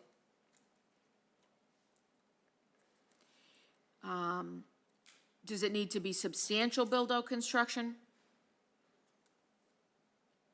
Or just any build-out construction? Because that was the question the petitioner had. What if they're only at 50%? Is it any use or any build-out will trigger that they've exercised their rights? Well, one office isn't enough, but they need to be working towards filling it up. So I guess I'd say substantial would put it in the 10 to 20% range. Okay, so we'll say Doesn't have substantial. to be 100%, but Right. it can't be one 3,000 square foot office. Okay, and- so we'll say if substantial, the special permit shall expire on March 8th, 2026, if substantial use or substantial build-out construction has not sooner commenced. So they have until that to do one of those two things. Okay. Is that clear for everybody? Okay. 17, modifications of the floor plans are allowed. 18, this special permit authorizes use of the property for research and development facilities as defined by this ordinance. May include businesses operating only at biosafety levels 1 and 2 and excludes any business operating at biosafety levels 3 and 4 as defined by the Centers for Disease Control at the time of this decision. And excludes any business that involves on-site live human or animal, excluding rodents or zebrafish, testing or trials, which shall require an amendment of the special permit. 19, all research and development businesses tenants of the building shall implement an environmental health and safety program that includes but is not limited to chemical safety, hazardous materials and waste, and biosafety. Property owner shall compile and submit to the city a summary of all programs and an annual status report with copies of the programs and any amendments. 20, for the roof, submit a floor plan and landscaping plan that includes plantings, deck materials, and maintenance. So that needs to also include square footage, which any floor plan should. This special permit is, in 21, this special permit is contingent on the special permit granted in case 151-21 being in full force and effect. I'm going to note for you that conditions 1, 2, and 4 through 15 are identical to conditions of the special permit granted in case 151-21, and conditions 3 and 16 include the substance of conditions. Well, 16 no longer does, but condition 3 includes the substance of the condition that was included in the special permit granted in case 151-21. The others are considered, new, and they're unique to this special permit. Okay, does anyone have any questions for Michelle or Ken Antonucci? Yeah, Michelle, on condition 18, do we need to or want to include zebrafish as requested by the petitioner? Yes, I said zebrafish. She said that. Oh, she said that? I didn't hear I that. did. Okay. I didn't hear But her say thank you, that. yes, I did include. So it will read excluding rodents or zebrafish in that parentheses. Eric Henry. Yes, thanks, Mr. Chair. Michelle, I was wondering if it's a way that, with regards to number 12, that we could structure this language to try to incorporate some of the context that the petitioner said with regards to the management of stormwater and drain water. I personally am in favor of this idea, but I'm just not wholly in favor of the way that it got to us. I think so is there something we can do about recycling the water, something like what Ken was saying that the petitioner was kind of alluding to, that these things were possible? I mean, you certainly can, I would say you can certainly add anything as long as it doesn't conflict, or I would recommend that I would recommend that you don't add anything that conflicts with special permit conditions, conditions of the special permit that were granted already. But that condition that they granted regarding water, sewage, and drainage is pretty open-ended, as I said. It just says it, has to be adequate, and it's subject to review, approval, and reasonable modification. So if there's anything particular you'd like to add, you know, I think you have the flexibility to do that. Since they didn't actually approve a particular plan or, you know, system, if they had at the city council level, then I would say no, because we don't know what exactly that is. So, yeah, whatever you're thinking, you can present. Okay, Eric, what would you like to add? I'm gonna try to pull up on Ken's experience with regards to what he was saying a bit about the recycling of the gray water or something like Okay, that. so tell Michelle what you want to add to the condition. I'm asking for a point of clarification, what Ken has said as well, if I could. So leave 12 as it is, but then you're gonna add developer shall implement whatever these other things are. Is there, maybe, it was mentioned about recycling of gray water. You guys have, I know perfectly, 20 years in the Navy, I know what osmosis. The wastewater from the labs, or are you talking about stormwater? Stormwater in particular. Yeah, so stormwater treatment would be at or above code requirements, and the stormwater treatment plan for any on-site stormwater would be addressed in the technical drawings, which would be required to construct the project. There was allusion to something about if there were cooling towers being used, water, recycled water could be used so that we could use recycled gray water for flushing. I'm well aware of what reverse osmosis units do, so Understood. you guys do more than adequate things with the use and proper use of waters in some areas, just trying to carry that to the other areas, so I don't think we've ever done anything like that, so I guess that's where I'm struggling, is to try to make it, It would be helpful if they had provided a plan that detailed stuff so you could point at and say, as per plan or in addition to this. That would certainly makes it a lot more difficult. it would But also I'm be just- help. Go ahead, I'm I'm just sorry, not sir. sure where you want to go, given that the city engineer is going to approve the plans that they come up with after they generate them. Yeah, so I guess I really would love to know what it is, the city engineer's thoughts or process on what is acceptable for this sort of thing and what's not. I mean, we can, I imagine it would be to code, both city and state code. yeah, I mean, But okay. if you're looking for additional items, like to require them to use a portion of the water that they collect in a certain fashion. Well, hold on a second, Henry Susi. I just might suggest that the LEED certification that you have agreed to reach for would include water reclamation. Is that at all part of it, do we know? Yeah, can you speak to that? On lead? I mean, I'll say this, it is our desire and our intent to pursue LEED certification. We would respectfully request that LEED certification is not a condition to an R&D special permit. I can speak to the fact that this use typically treats and recycles water at or in excess of state code. And the technical drawings that get submitted in order to construct the building would reflect that. At this stage of the process, it's unusual to have that level of technical drawings available. So I think if there's a specific technical request that the planning board is making, that would be what we would ask you to do.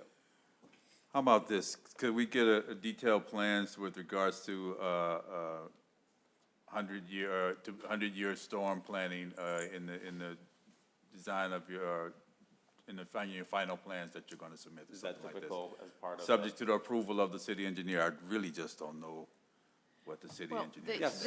you've already submitted a stormwater management plan. Yep. Is anybody here on your team that prepared that plan? It came from Howard Stein Hudson. I can't access the city record, so I can't see what was filed. And I don't think I have a paper copy. Does anybody know what was in that study? Or maybe I do have a paper copy.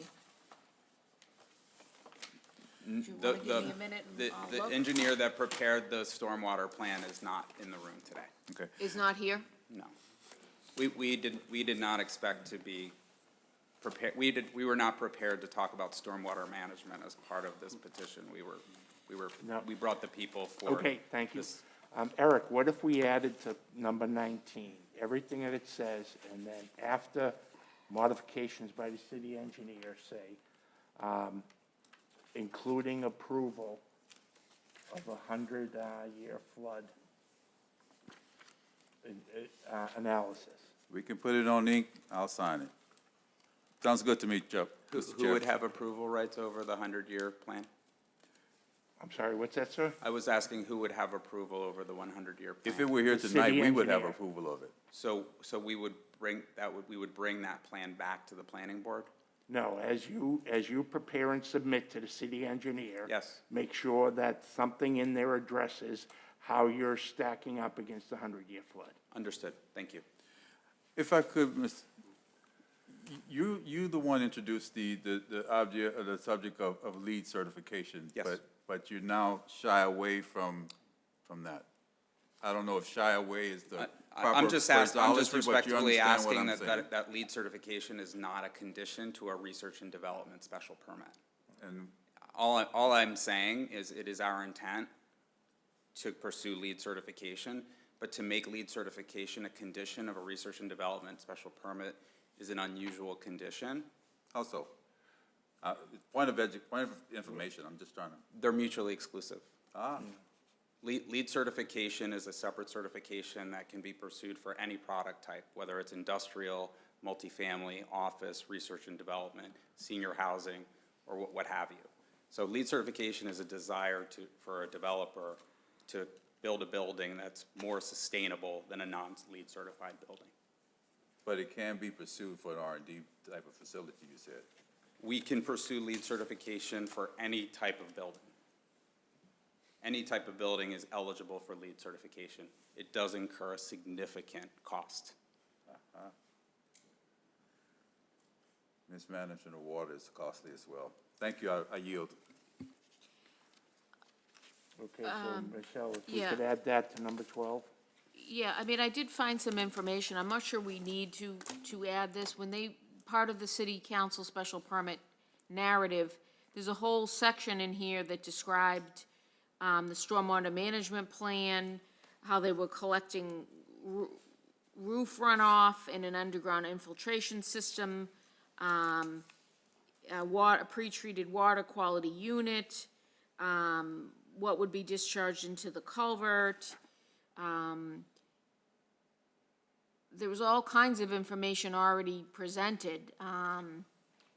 So I think if we, I mean, I'm not trying to add to this, but I think it's, the city engineer has to review all this and approve all this already.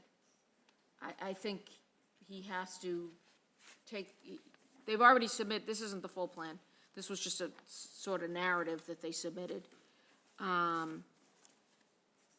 I just don't, I'm not sure what we would add by adding something, I mean, a requirement that I'm sure any stormwater management plan I've ever seen does It usually addresses include the 100 100-year storm. right. That's one of the standards that they have to, And that's what I'm assuming, but So, to give Eric some yeah, I'm not comfort trying level, to, if we add it in just towards the end, just to reinforce that be reviewed. yeah, Hold on a second, Eric. yeah, I don't think it's overlooked. I wish I had the study, or I wish the petitioner had the study. Yes, Eric? If we're comfortable enough, I can withdraw the amendment, so, but, you know, subject, there are other ways to address this. I could even make a call to the city I'm all- engineer myself and find out exactly, educate myself as to what his thought processes are along with those lines. And try Okay. to, see what's, not just meeting the standards, but what it looks like to be great.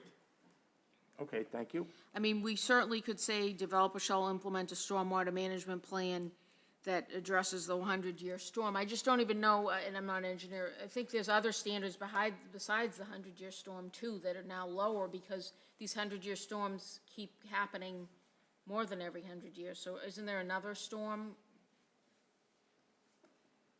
I don't know. criteria that they now use?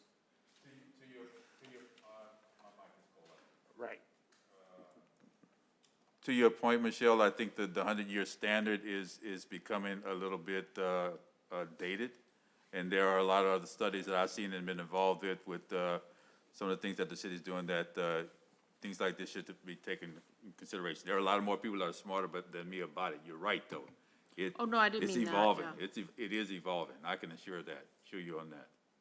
I mean, we could maybe at least say, shall implement a stormwater management plan subject to the approval of the city engineer. Yeah, why don't you write that? Because once those 9 stories go up, So developer shall implement a stormwater management plan subject, that is subject to approval, and I guess we can say, what this said, reasonable modification by the city engineer. Yeah. You okay with that, Eric? perfect, thank you. Thank you. Ken Antonucci. So was that, I'm sorry, just for clarification, is that a modification of an existing condition, or is that a new condition? That's, I think you should add it to 13, I'm sorry, add it 13. to To 12? 12, yeah. Okay. Developer shall implement a stormwater management plan that is subject to the approval and reasonable modification of the city engineer. I know they've already submitted one, but maybe there'll be Okay. another one. Thank you. Anyone else have any other questions for Michelle? No, is there a motion? Ken Antonucci.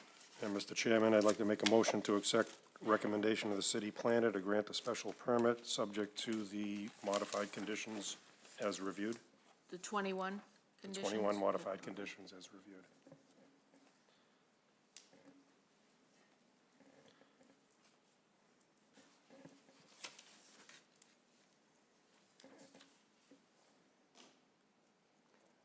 Okay, Henry Susi.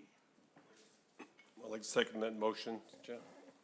Thank you, Henry. Okay, so Kenny's made a motion, recommendation to staff with the 25 conditions as modified, and Henry Susi has seconded it. Okay, give me a second, Michelle. 1, 2, 3, 4. Okay, Ken Antonucci? Yes. Diane Chuha? Yes. Tawadej Gabor Salassi? Yes. Risa Gray? Patrick Hayes? Yes. Eric Henry? Yes, Eric McCush? Yes. Henry Susi? Yes. Chuck Ioven? yes. The petition has been granted with conditions. Thank you.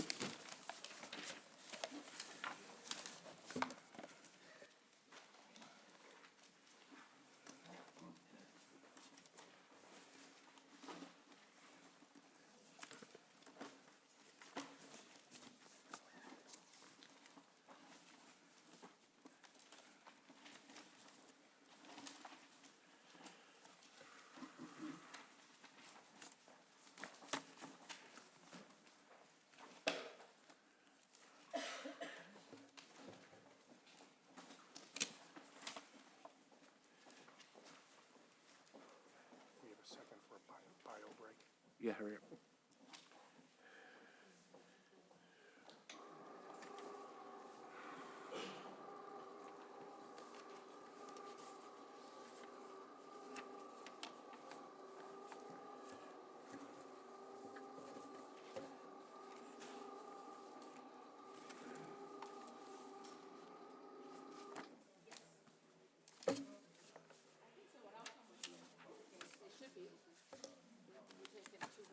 Oh. Come on, guys. Chuck, let's go.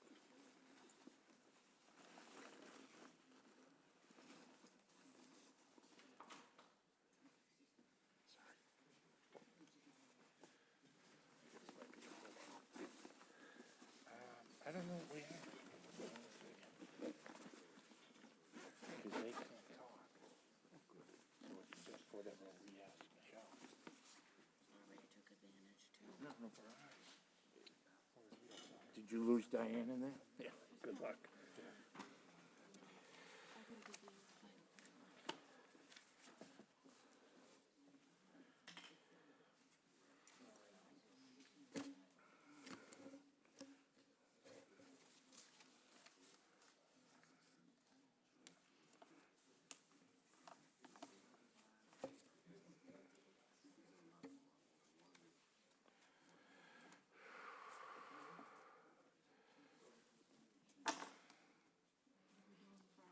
We're gonna do 36 Charles.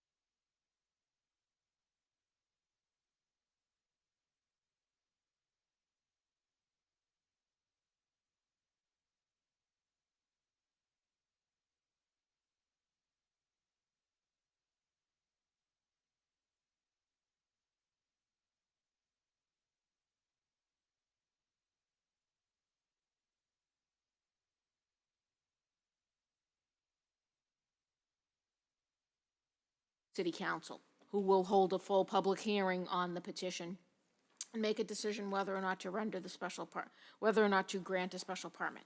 So the subject property has a lot area of 11,255 square feet. It's the site of a two-story building containing approximately 13,024 square feet, comprised of 6,399 square feet on the first floor, 3,318 square feet on the second floor, and 3,307 square feet in the basement. Those numbers are as per plan submitted by the petitioner. They match up pretty well with the city assessor's records as well. So I believe they are accurate. We can rely on the plans submitted. They were stamped by a registered architect. Petitioner is the proposed tenant and was authorized by the property owner to file this petition. The petition, as I said, seeks a special permit. The particular special permit, this particular use is for a marijuana retailer. So that is one of the types of marijuana establishments. Again, it's called marijuana retailer. I will note in a recent supplementary material that was submitted by the petitioner at the end of last month, the petitioner did state that 9,018 square feet, or 69% of the building, will, quote, remain as vacant space that currently has no proposed use. This space is labeled storage on the plans. It's located on the first floor, second floor, and basement floors. You all have received copies of the plans that were submitted. The petitioner in this particular memo also notes this space may be utilized in the future for marijuana micro-grow space to service the dispensary on site. I want to note, for your reference, that a marijuana grow space or growing facility would be classified as a marijuana cultivator. That is not part of the current proposal. There is no license application that's been filed or special permit petition that's been filed. The only license application that was filed and approved to move to this was for a marijuana retailer, and the only special permit petition filed was for a marijuana retailer. So if they propose that at a future date, they will need to file for license and special permit for that particular use. Under the current proposal, public entrance will be on the western side of the building, access to the parking lot. There'll be an employee staff entrance on the northern side of the building on Charles Street. Again, you have the floor plans. I gave you a description based on the plans of what the renovation and reconfiguration of the interior of the building will involve under the proposal, also the renovation of the exterior of the building. Do you want me to read through that, Yes, or? please. Yes? Yes. So Most of the proposed exterior work is on the western or right side of the building. It includes new entry doors, 2 in the same locations, 1 in the location of an existing garage door at the loading dock, roof canopies over the doors and ramp, a concrete access ramp, that's new, 2 concrete stairs, 1 in an existing location of metal stairs and 1 in a new door location. Also insulated metal panels to cover the concrete block facade, new aluminum windows to replace smaller windows, a new garage door in the same location to replace the existing door. The proposal also involves cleaning the brick face, selective repointing of mortar, refurbishing window assemblies on the western and northern or front side of the building. All this I took off the plans that they submitted. So if you look at the plans and the exterior, in particular, the last couple pages that show the facade renovations, show elevations. There were lots of notes on those plans, so that's where I took all that information from, if anybody wants to follow along. As depicted on the plans, the building interior will be configured as follows. There will be retail space on the first floor of approximately 1,794 square feet. There will also be on the first floor, as part of this, or adjacent to this retail space, I should say, an entry-exit control center, a security room office, an office, a vault, and then the common areas, foyer, elevator, lobby, corridors, and restrooms. So all of that is approximately 2,560 square feet, and that's all on the first floor. There's also a storage area noted on the first floor that's 2,393 square feet.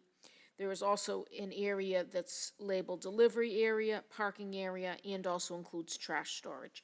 That's also on the first floor. That contains approximately 1,446 square feet. So total for the first floor is 6,399 square feet. The plans show storage on the second floor, 3,318 square feet, and storage on the basement floor, 3,307 square feet. As I noted before, and I'm noting here, again, I'll note that although it's labeled storage, the petitioner has indicated that those spaces are going to remain as vacant and currently have no proposed use. So, again, although they're labeled storage, they are not to be used for storage based on what was reported by petitioner. I've given you a list of the plans and information submitted in support of the petition. There's an existing site plan, there's a proposed site plan, there is a set of plans or architectural drawings. I'm not going to read the description, it's all listed here for you. There are color renderings, undated and untitled. There is also a proposal from a landscaping company. There is a service agreement for non-hazardous waste and recyclable material. There's a driveway agreement, and there are 2 memorandums. One is called Traffic Impact Assessment, and one is called Response to Traffic Peer Review Comments. I'm not going to read those verbatim. They're all here. This is all incorporated by reference into the record. You have copies of 1, 2, 3, and 3. There's another 3. So both the 3s. You have 1, 2, and 3. Those are in your package. In terms of 4, 5, and 6, 7, and 8, if you want copies, I do have additional copies of those documents. Zoning and occupancy, the property is located in the Industrial 2 zoning district. The property is currently used for a motor vehicle repair shop. The proposed marijuana retailer use is a business use. It is allowed by special permit in this district. The direct abutter to the west is a manufacturing business, New England Tea and Coffee. To the south, a motor vehicle repair shop.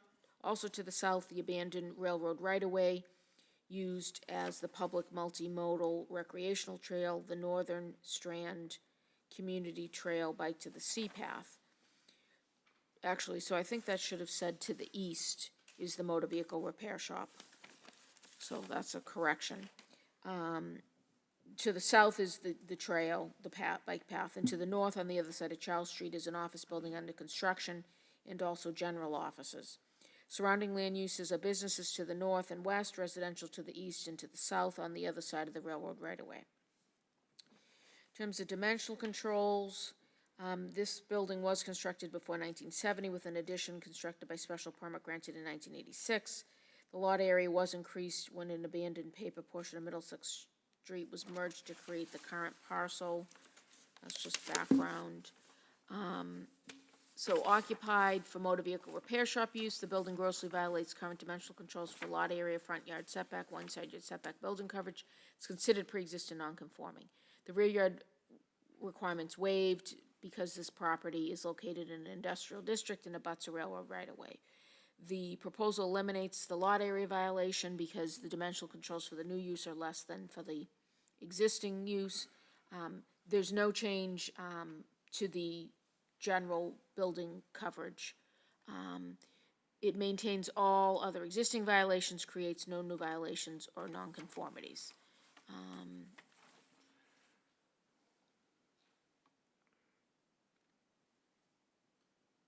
So my point was that the footprint isn't being reduced. That's not why the lot area violation is being eliminated. It's because the standard is a lesser standard.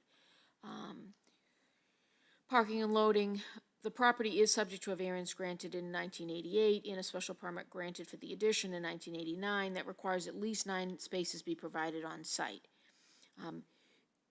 The proposal requires 52 parking spaces. All required parking must be provided on site. That's per our ordinance. So I've given you the breakdown, 13,024 square feet, 4 spaces per 1,000. That's how we come up with the 52 spaces. In terms of loading, 1 space is required for this establishment. So 8 spaces are proposed on site in the exterior parking lot in the subject property. They're configured as head-on spaces. They're located on the western side of the building. There are 4 parking spaces proposed inside the building. They will not be allowed because they are located in the same space as the loading bay space area, which is designated and labeled for deliveries. The proposal is grossly deficient of the parking requirement. There's a deficiency of 44 spaces or 85%. Off-site parking is proposed on an abutting property, the abutting property at 100 Charles. It's depicted on the site plan. You can see 1 space that's located in part on the abutting property and in part on the subject property. There are also 11 spaces depicted located entirely on the abutting property in the area labeled utility easement. The property owner does appear to have rights to use the land on 100 Charles Street for, quote, temporary parking along the unused MBTA border area. That's per the driveway agreement that I referenced was submitted. Use of this parking may be terminated by 100 Charles Street for no specific reason or cause. That, again, is per the driveway agreement. So petitioner's long-term continued use of this off-site parking is unreliable. But even if this unreliable possible off-site parking could be counted toward compliance with the requirement, the proposal still remains grossly deficient of the parking requirement. So even counting that off-site parking, it's deficient 32 spaces or 62%. In terms of bicycle parking for 4 is required, must be accessible to customers. Bicycle parking is proposed for employees, but it's within the building in the indoor parking storage area. So it would need to be accessible to customers and employees. And I believe that is an area that's not open to the public based on the plans. 1 loading space is proposed at the southwestern corner of the building with access via the garage door. As mentioned earlier, its use would be impeded by these interior parking spaces proposed in the same area.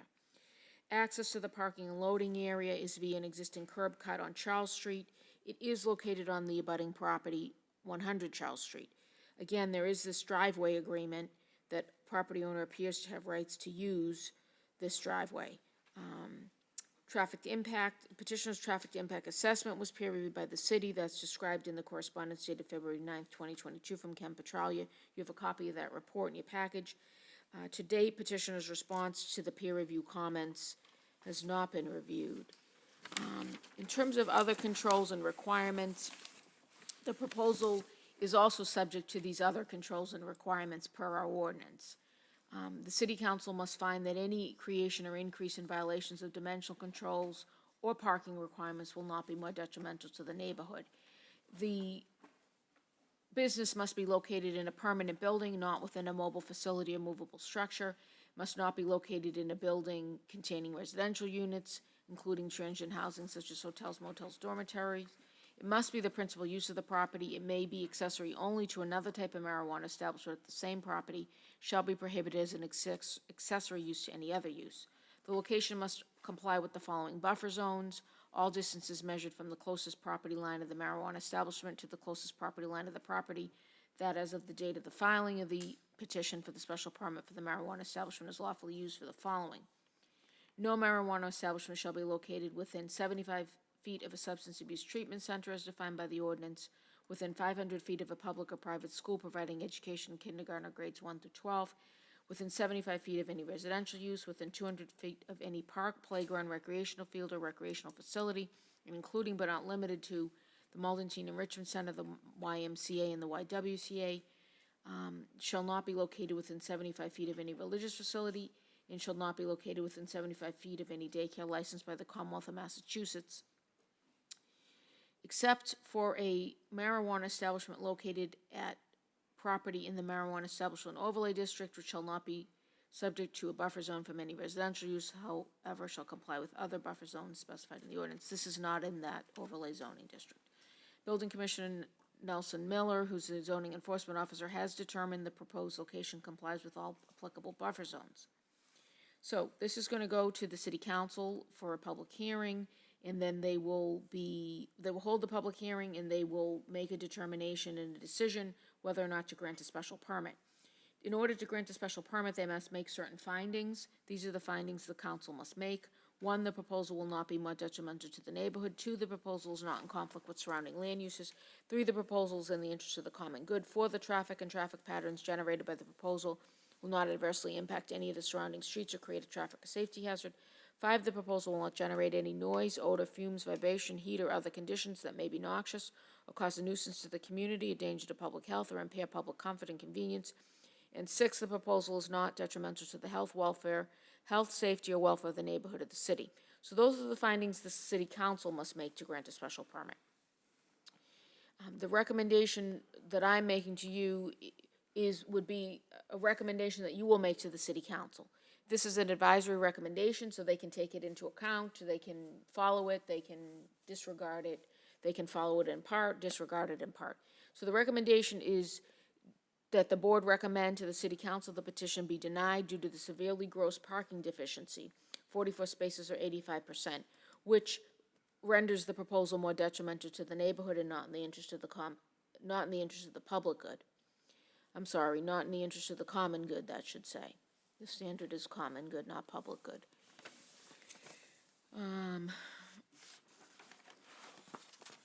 So, I have also noted, and you'll see here,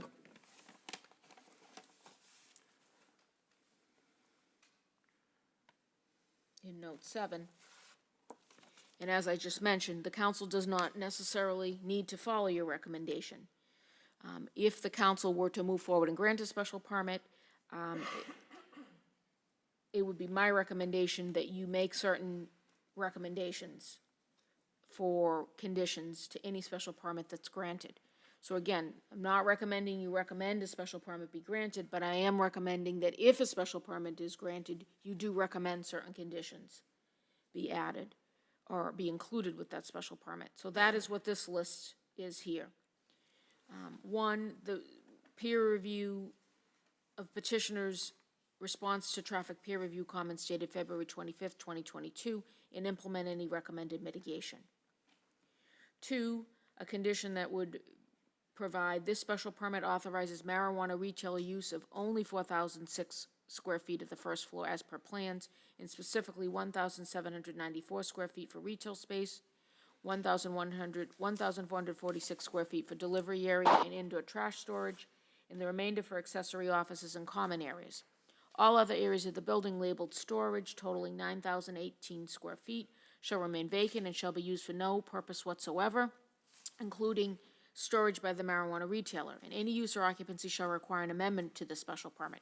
Those numbers and that description I took from the information that the petitioner submitted, from the plans and from, as I stated, that additional information provided in the memorandum. 3, the loading and delivery area may not be designated or used for parking.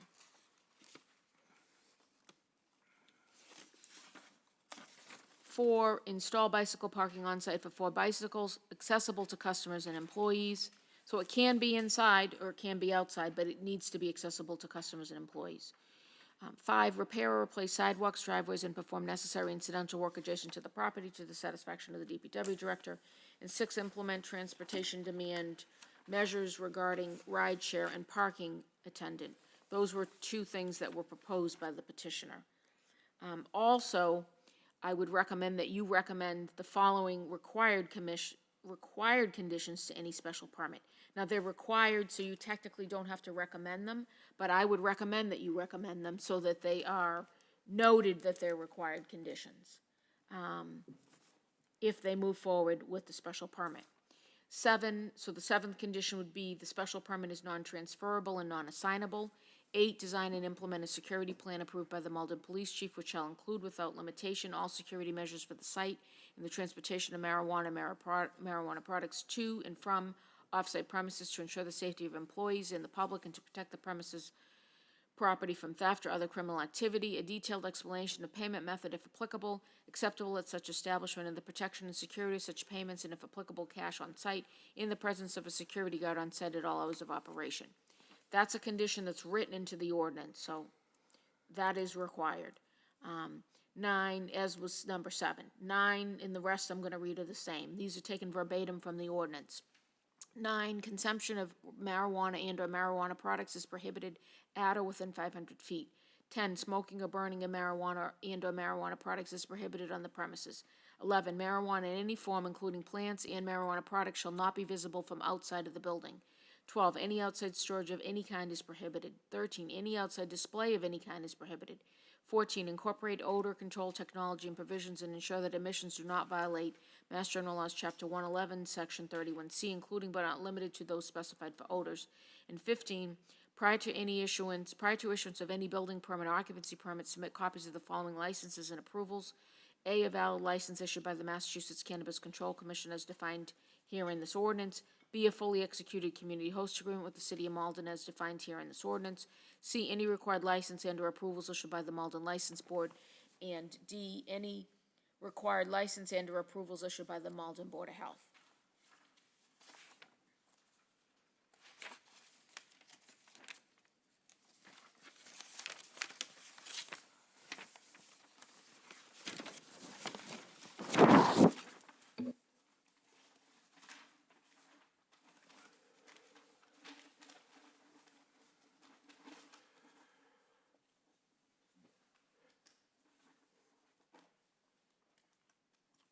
Okay, does anyone have any questions for Michelle?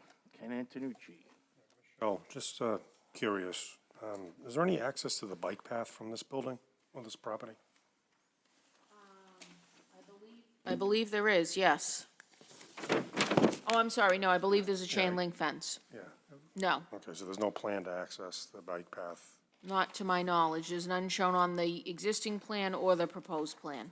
And then just curious, what's the status of the development across the street? The old Ryan family reunion? I don't know. It's Family under Ryan construction.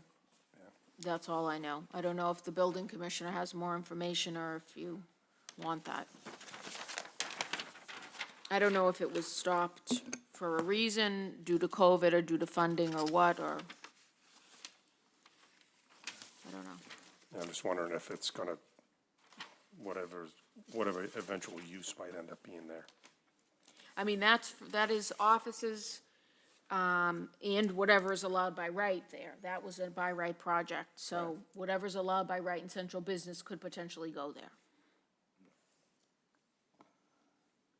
I believe it's being constructed as an office building. I think at one point I had heard possibly a supermarket on the first floor. But, again, it's under construction. There's certainly no occupancy or anything. All right, thanks. Tawadej Gebrselassie. Oh, I'm sorry, Risa. Thanks, Commissioner. On the architectural site plan, Michelle, I see there's a little planting, what looks like a planting area along Charles Street. Could you speak in the microphone, sorry. Risa? I can't hear you. On the architectural site plan, I see what looks like a little planting next to the parking along Charles Street, but there's not any notation about what it is. Do we know if planting's proposed? I'm looking at a street view. I don't see anything currently there. Let me just see what page you're looking A1.0.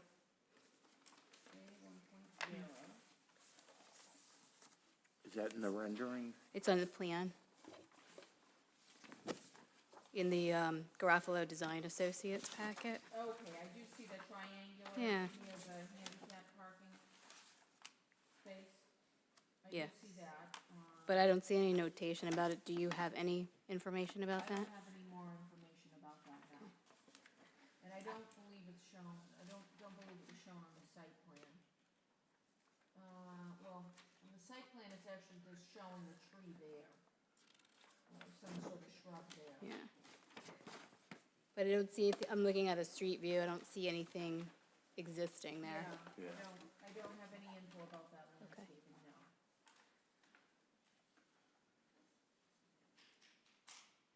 I didn't see anything when I was down there on my site visit, but it looks like they might be adding it Yeah. when they, because there were a lot more cars parked for the auto body shop right along the wall up the whole way. Yeah, I don't have any more information, just what you have in the plans. I see it looks like some textured brickwork around the entrance as well, or pavers or something, but I don't have anything but what they submitted here. Okay. Is it possible to include something in the recommendations if they went forward with that, to include plantings and those site improvements? Yes, you certainly can, if Okay. you want to add that to any recommendation. Let me know when the time is for that. I mean, the tough thing about this, in my opinion, is that there's such a gross violation of parking. Even if you just focus on the pieces they're gonna use of the first floor and just totally ignore the basement, totally ignore second floor, and the 2,400 square feet on the first floor, they're still only providing 8 spots, and the requirement with that designated 4,000 square feet would still be 16 spots. So they're still in violation of that, 100% from that angle of it, even though we do have to look at the whole building. But if you even were trying to be as generous as possible and focus only on what they're proposing to use, they're still in a significant violation.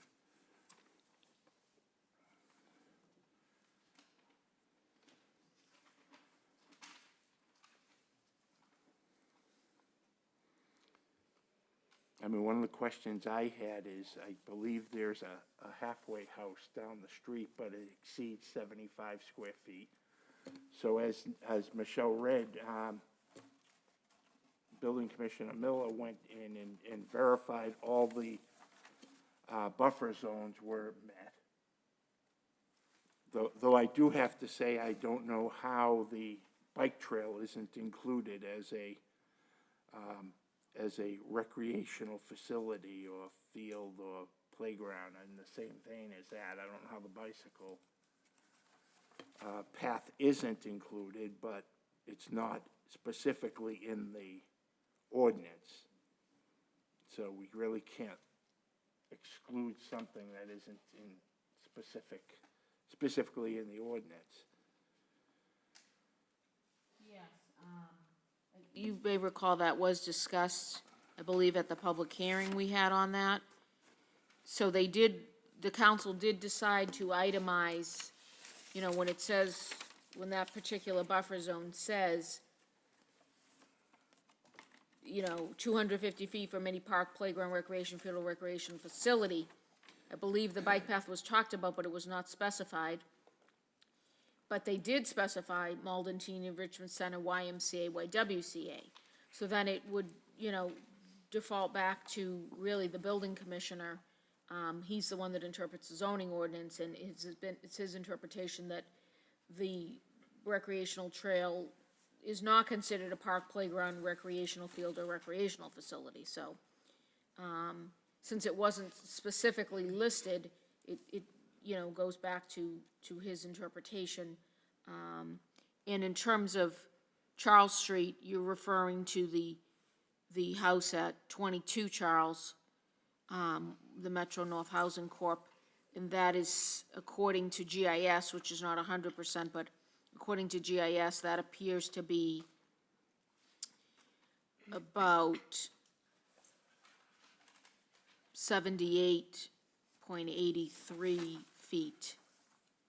So Which is greater than 75. that's greater than 75, yes, it is. And you can And see it then on the- one of the plans also. Yeah, and then the houses behind on Madison Street, I had actually questioned that, but the width of the bike trail right there is pretty wide. And then there's another kind of no man's land strip back there, so that exceeded the 75 as well, the residential on Madison. Again, building commissioner, check this out, I have it in writing that he's determined the location complies with all buffer zones. Right. Otherwise, it wouldn't even be coming to you for a review, it would have gone for variances, seeking variances.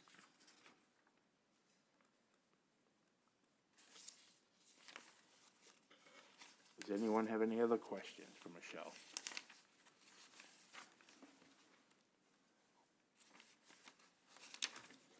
Was that Reeser again? Or was that from last time? Okay. I mean, in terms of the suggestion that Risa had to install and maintain landscaping, I guess you could say on-site as per plan, they're only showing that corner. So I guess it's, would be worth it to note.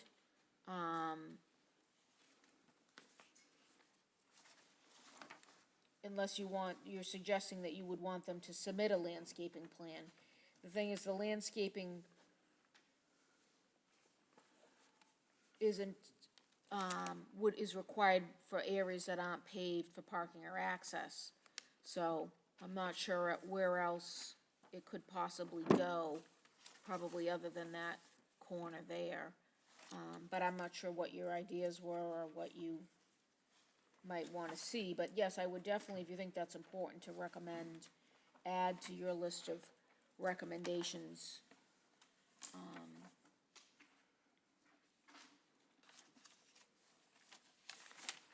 Did you have something specific you wanted to add, Risa? Let me-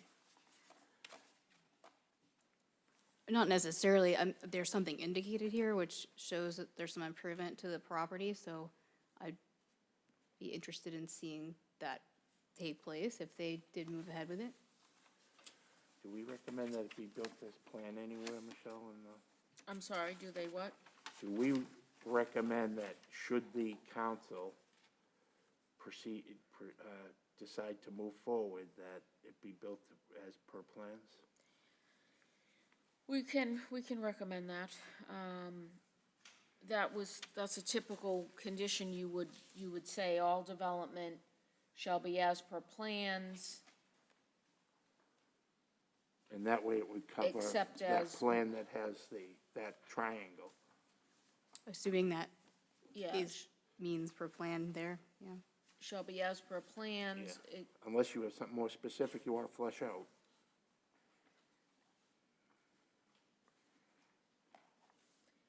All development shall be as per plans except as modified by these conditions. I mean, you might want to say including landscaping, and I don't mean to sound, I mean, it's very, very small, the area, so I feel like you need to note, you might need to note that. Maybe it's, you want to say landscape as much as possible, there isn't much there, I don't know. I think it's easily missed. I mean, the rest of it's all parking down the whole west side Yeah. of the building. Right. So there isn't, And the building sits on the sidewalk, so, or the Right. back of sidewalk, so, and goes to the property lines on the other side, so, yeah, there's limited area, and then another thing that's a little deceiving about this is when you enter the lot, you're actually entering on 100 Charles's lot. yes. Now, there is the driveway agreement that says both of them can go in and use it until such time that someone requests they don't use Right. it anymore. But it's a little deceiving. You drive in, you say, hey, there's this enormous lot here. Well, it's really not associated with their property. And it's only looking like there's 8 spots associated with their property.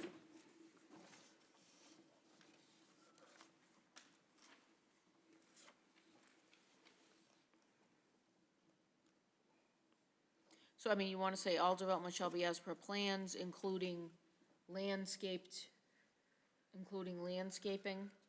Yeah, in the northwest portion of the lot. Including landscaping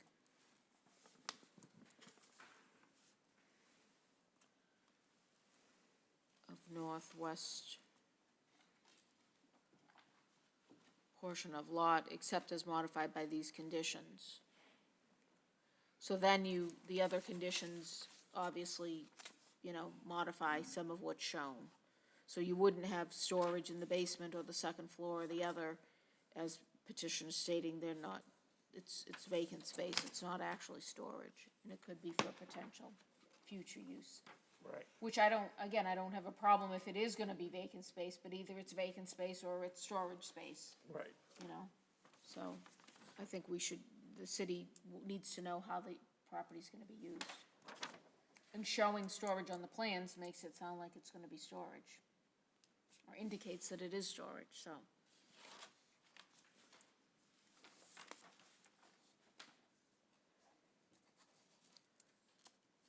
Ken Antonucci. And Michelle, I'm just confirming, there's no requirement for open space No. or snow storage. Central. There is snow storage. Is it shown on the, I didn't see it. There is snow storage requirement, and it's not shown, no. This isn't central business, this is industrial too. Oh, Right. industrial. Right. Industrial. I misspoke. Yep.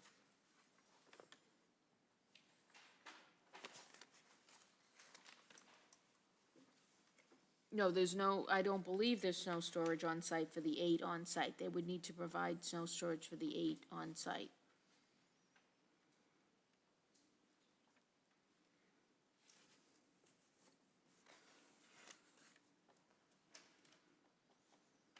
I don't think there's any place to provide it on site, so Yeah, I didn't think so know. either.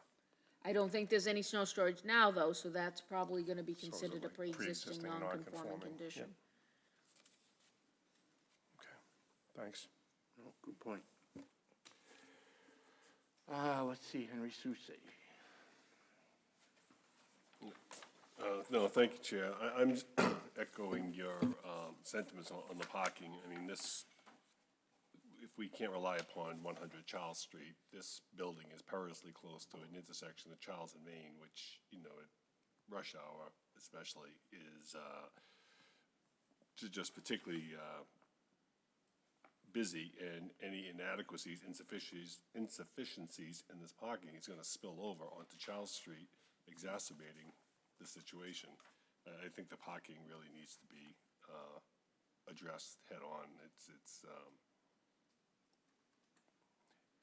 It would be troubling to approve it without some parking solution. Okay, thank My you. thoughts. Risa Gray. Thank you, Mr. Chair. I'm just looking at the architectural site plan versus the plot plan, and I'm a little confused about the parking spots that are shown. I guess it appears that there are more spots shown on the architectural site plan, unless I'm not reading it correctly. Well, two things, make sure, because you did make sure you're looking at the correct plans, the ones that were given out tonight, not the ones that you were previously sent for consideration when we thought we were gonna review this last time, because it was still incomplete. So the plans are dated, the architectural plans are dated, I'm sorry, they're dated February 2nd, 2022, so that's what you should be looking at. Yes. For that. Yep. And then the site plan, you were given an existing plan, but, which had in red, existing plan not proposed, and then we were also now just given this plan, June 10th, 2021, revised February 7th, 2022. So, that is the plan, so, you're saying you think there is some difference I think what you might be, tell me if this is what you're looking at. If you're looking at this one, Correct? they include 2 spots in front of the garage that I don't think you can count. Yeah, If you look at A 1.0, Yes. right? Yes. If you go up to the top, there's a car, space, car. Uh-huh, If you look to the left, there's 4 cars. yep, Those can't be spaces because that's a new garage door that right. they're So going it would to. be blocking, but so it coordinate. indicates spaces, but they're It not really indicates spaces. spaces, Right. but it's Okay. not. I think it's right on the plot plan. I think it's right on this one, that there were only 8. Okay. Right, I right. was just a bit confused about the inconsistency. yeah, And one of them too is, when I was looking at it, I was confused that the hash mark on page A 1.0, I was confusing that with a handicap parking on one of the other ones. When you look at the renderings, it shows the handicapped, the blue logo. But the first spot coming in from Charles Street is a handicap parking spot. Okay. Thank you. yeah, there's a couple differences, even just the way they configure these proposed 4 spaces inside is at an angle on the site plan, but then they're showing to be kind of head-on in the other plan, so, yeah, it's not very clear. I agree with what Chuck said. I used the site plan showing the 8, I based it largely, at least the parking layout. I think that's what we have to rely on. That has the parking dimensions, et cetera. That's showing the 8, and then the 9th is half and half, and then it shows the others on the other site.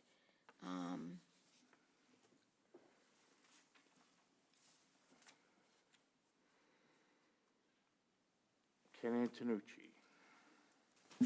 Yeah, okay, going back to that A 1.0 plan.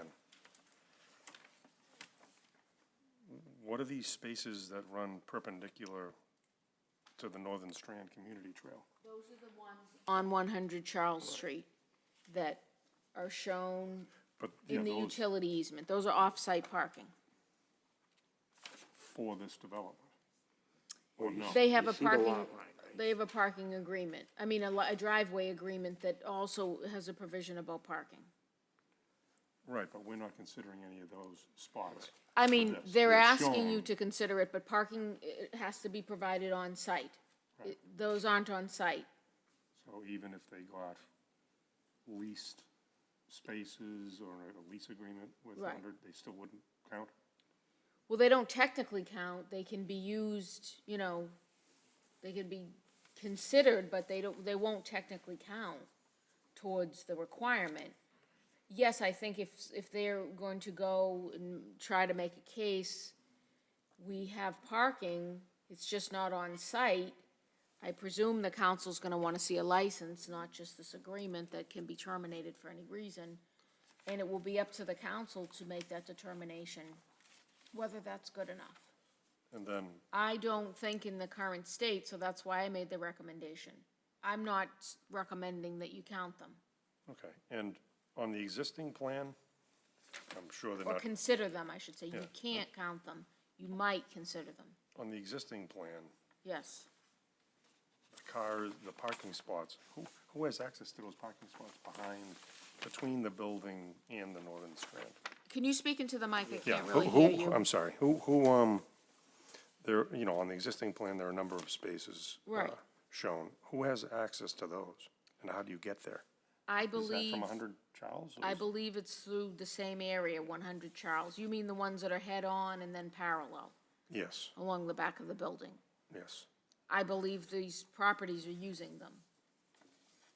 So. But they're not, that's existing, that's not proposed. So I don't. Right, they're existing, Yeah. and then they're not shown on the proposed, but Right. these other 10 or so proposed spots on 100 Charles are shown, but then you wouldn't be able to get to these other spots, I guess. I It's guess so. just- I don't it's know. just I mean, it's not confusing. owned by the it's not the subject of the petition, so it's any, I mean, if they want to provide leases or, binding agreements for the parking, they But as of- can. I did ask when I saw off-site parking, is there an agreement for the off-site parking? And they presented the driveway agreement, which I read, and, I mean, I have copies if anyone's interested. It's a very simple agreement, and it says, they each can mutually access and maneuver over each other's property. And then it also has the provision that says 36 Charles can use that parking. But again, both those provisions also have the phrase at the end, if asked to cease using, they must oblige. So it's just as straightforward, they can, So it's only know. these 9 or 10 spots, depending on which drawing you're looking at, that run next to the building that we're considering. you're only looking 8 or at 9. 8. 8 are entirely on the No, property. that's what I'm saying, it's 8 or 9 though. The ninth one is in part on the property and in part on the other property. If you look at the site plan, which I think the site plan was prepared by a professional engineer or a land surveyor and should be, used for, but there were some issues with discrepancy among the plans. Skip, Skip what? skip the 2 in front of the garage, see the 4 on the left? Yeah, those don't exist. So those 2 spaces don't exist. All those either? That one does. Okay, Skip, another car, okay, all right. and that gets you That's- to 8. If you see the site plan, it's labeled P, HP handicap parking, and then P Yeah. for parking. That is, I think this is more it's that. accurate for It's real confusing. purposes of the parking layout. Either way, it's not enough. Right, No, there's only 8 that are located entirely on the property. okay, you all set, Ken? Any other questions for Michelle?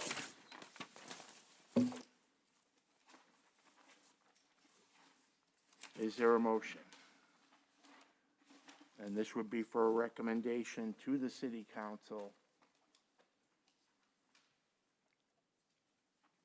Eric McCush. Thank you, Mr. Chair. Based on the parking, I'd like to make a motion that we recommend to the city council to deny the special permit. I guess just do that as part A. Part B, if they do go ahead with the special permit, then to include all the criteria you had listed.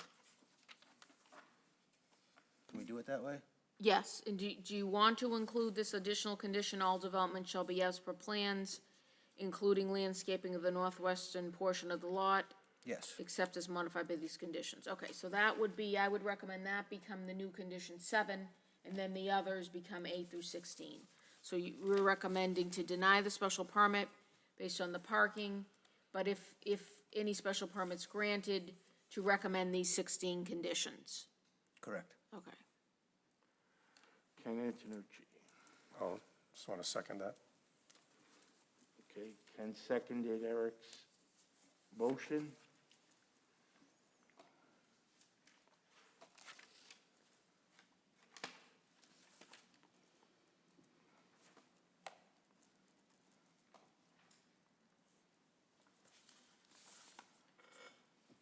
Okay, so a yes vote is to recommend denial of the special permit with an additional recommendation that if the special permit is granted, that the 16 conditions are included.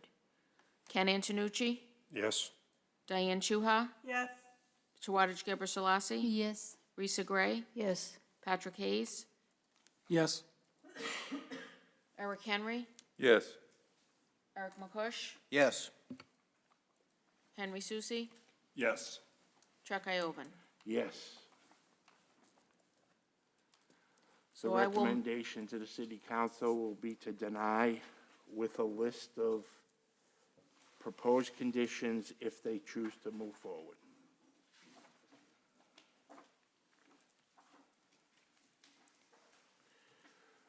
Okay,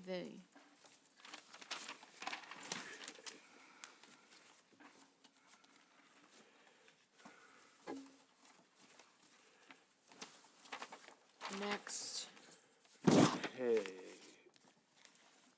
Next item on the agenda is an approval not required, 735 Broadway. Yes, this is a new plan.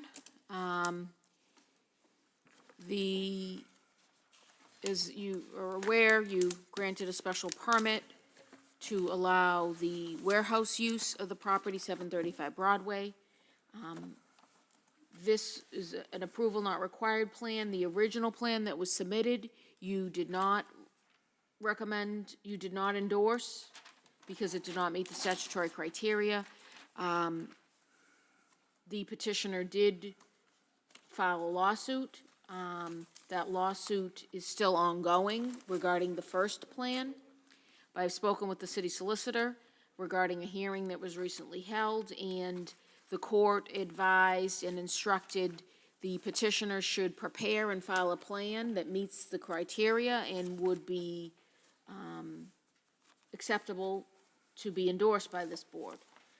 It's my understanding that after that is done, the lawsuit will be dismissed because the lawsuit's on the other plan. This is not the same plan, so this is a different plan. I would recommend you endorse it. It does meet the statutory criteria. It is a lot line adjustment plan, so it proposes to subdivide a piece of 735 Broadway and merge it with 685 Broadway. So both parcels, 735 Broadway and 685 Broadway, have frontage and will have frontage after this plan. The lot area of 735 will be reduced by 1,364. The lot area of 685 Broadway will be increased by 1,364 by that particular parcel of land that's going to be transferred. So my recommendation is to endorse, that you endorse the plan. Does anyone have any questions for Michelle?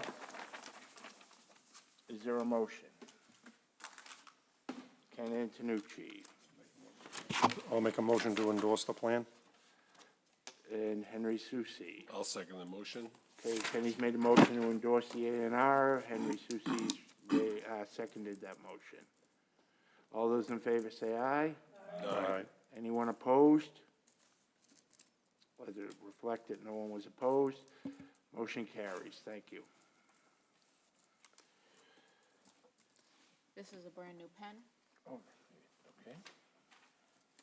with the fine point, according to the box.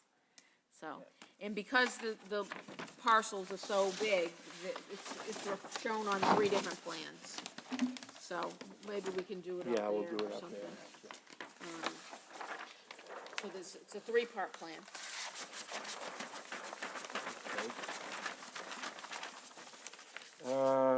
Next item on the agenda, Community Preservation Committee. Eric, is there anything you'd like to share? I know you guys were reviewing a bunch of information and. Yeah, we're moving right along, really. We're scheduled to meet next week. Yeah, that's good. Found it to be interesting work, thank you. So we're good. Very good. If no one has anything else, there is one item I'd like to mention. You may notice Patrick Fitzgerald is not with us this evening. He has chosen not to seek reappointment. He was up for reappointment along with Eric Henry and Charlie Ferguson, and he's chosen not to seek reappointment. He's got a lot of things going on in his personal and work life. And he had some wonderful things to say about Michelle, which certainly are accurate and valid.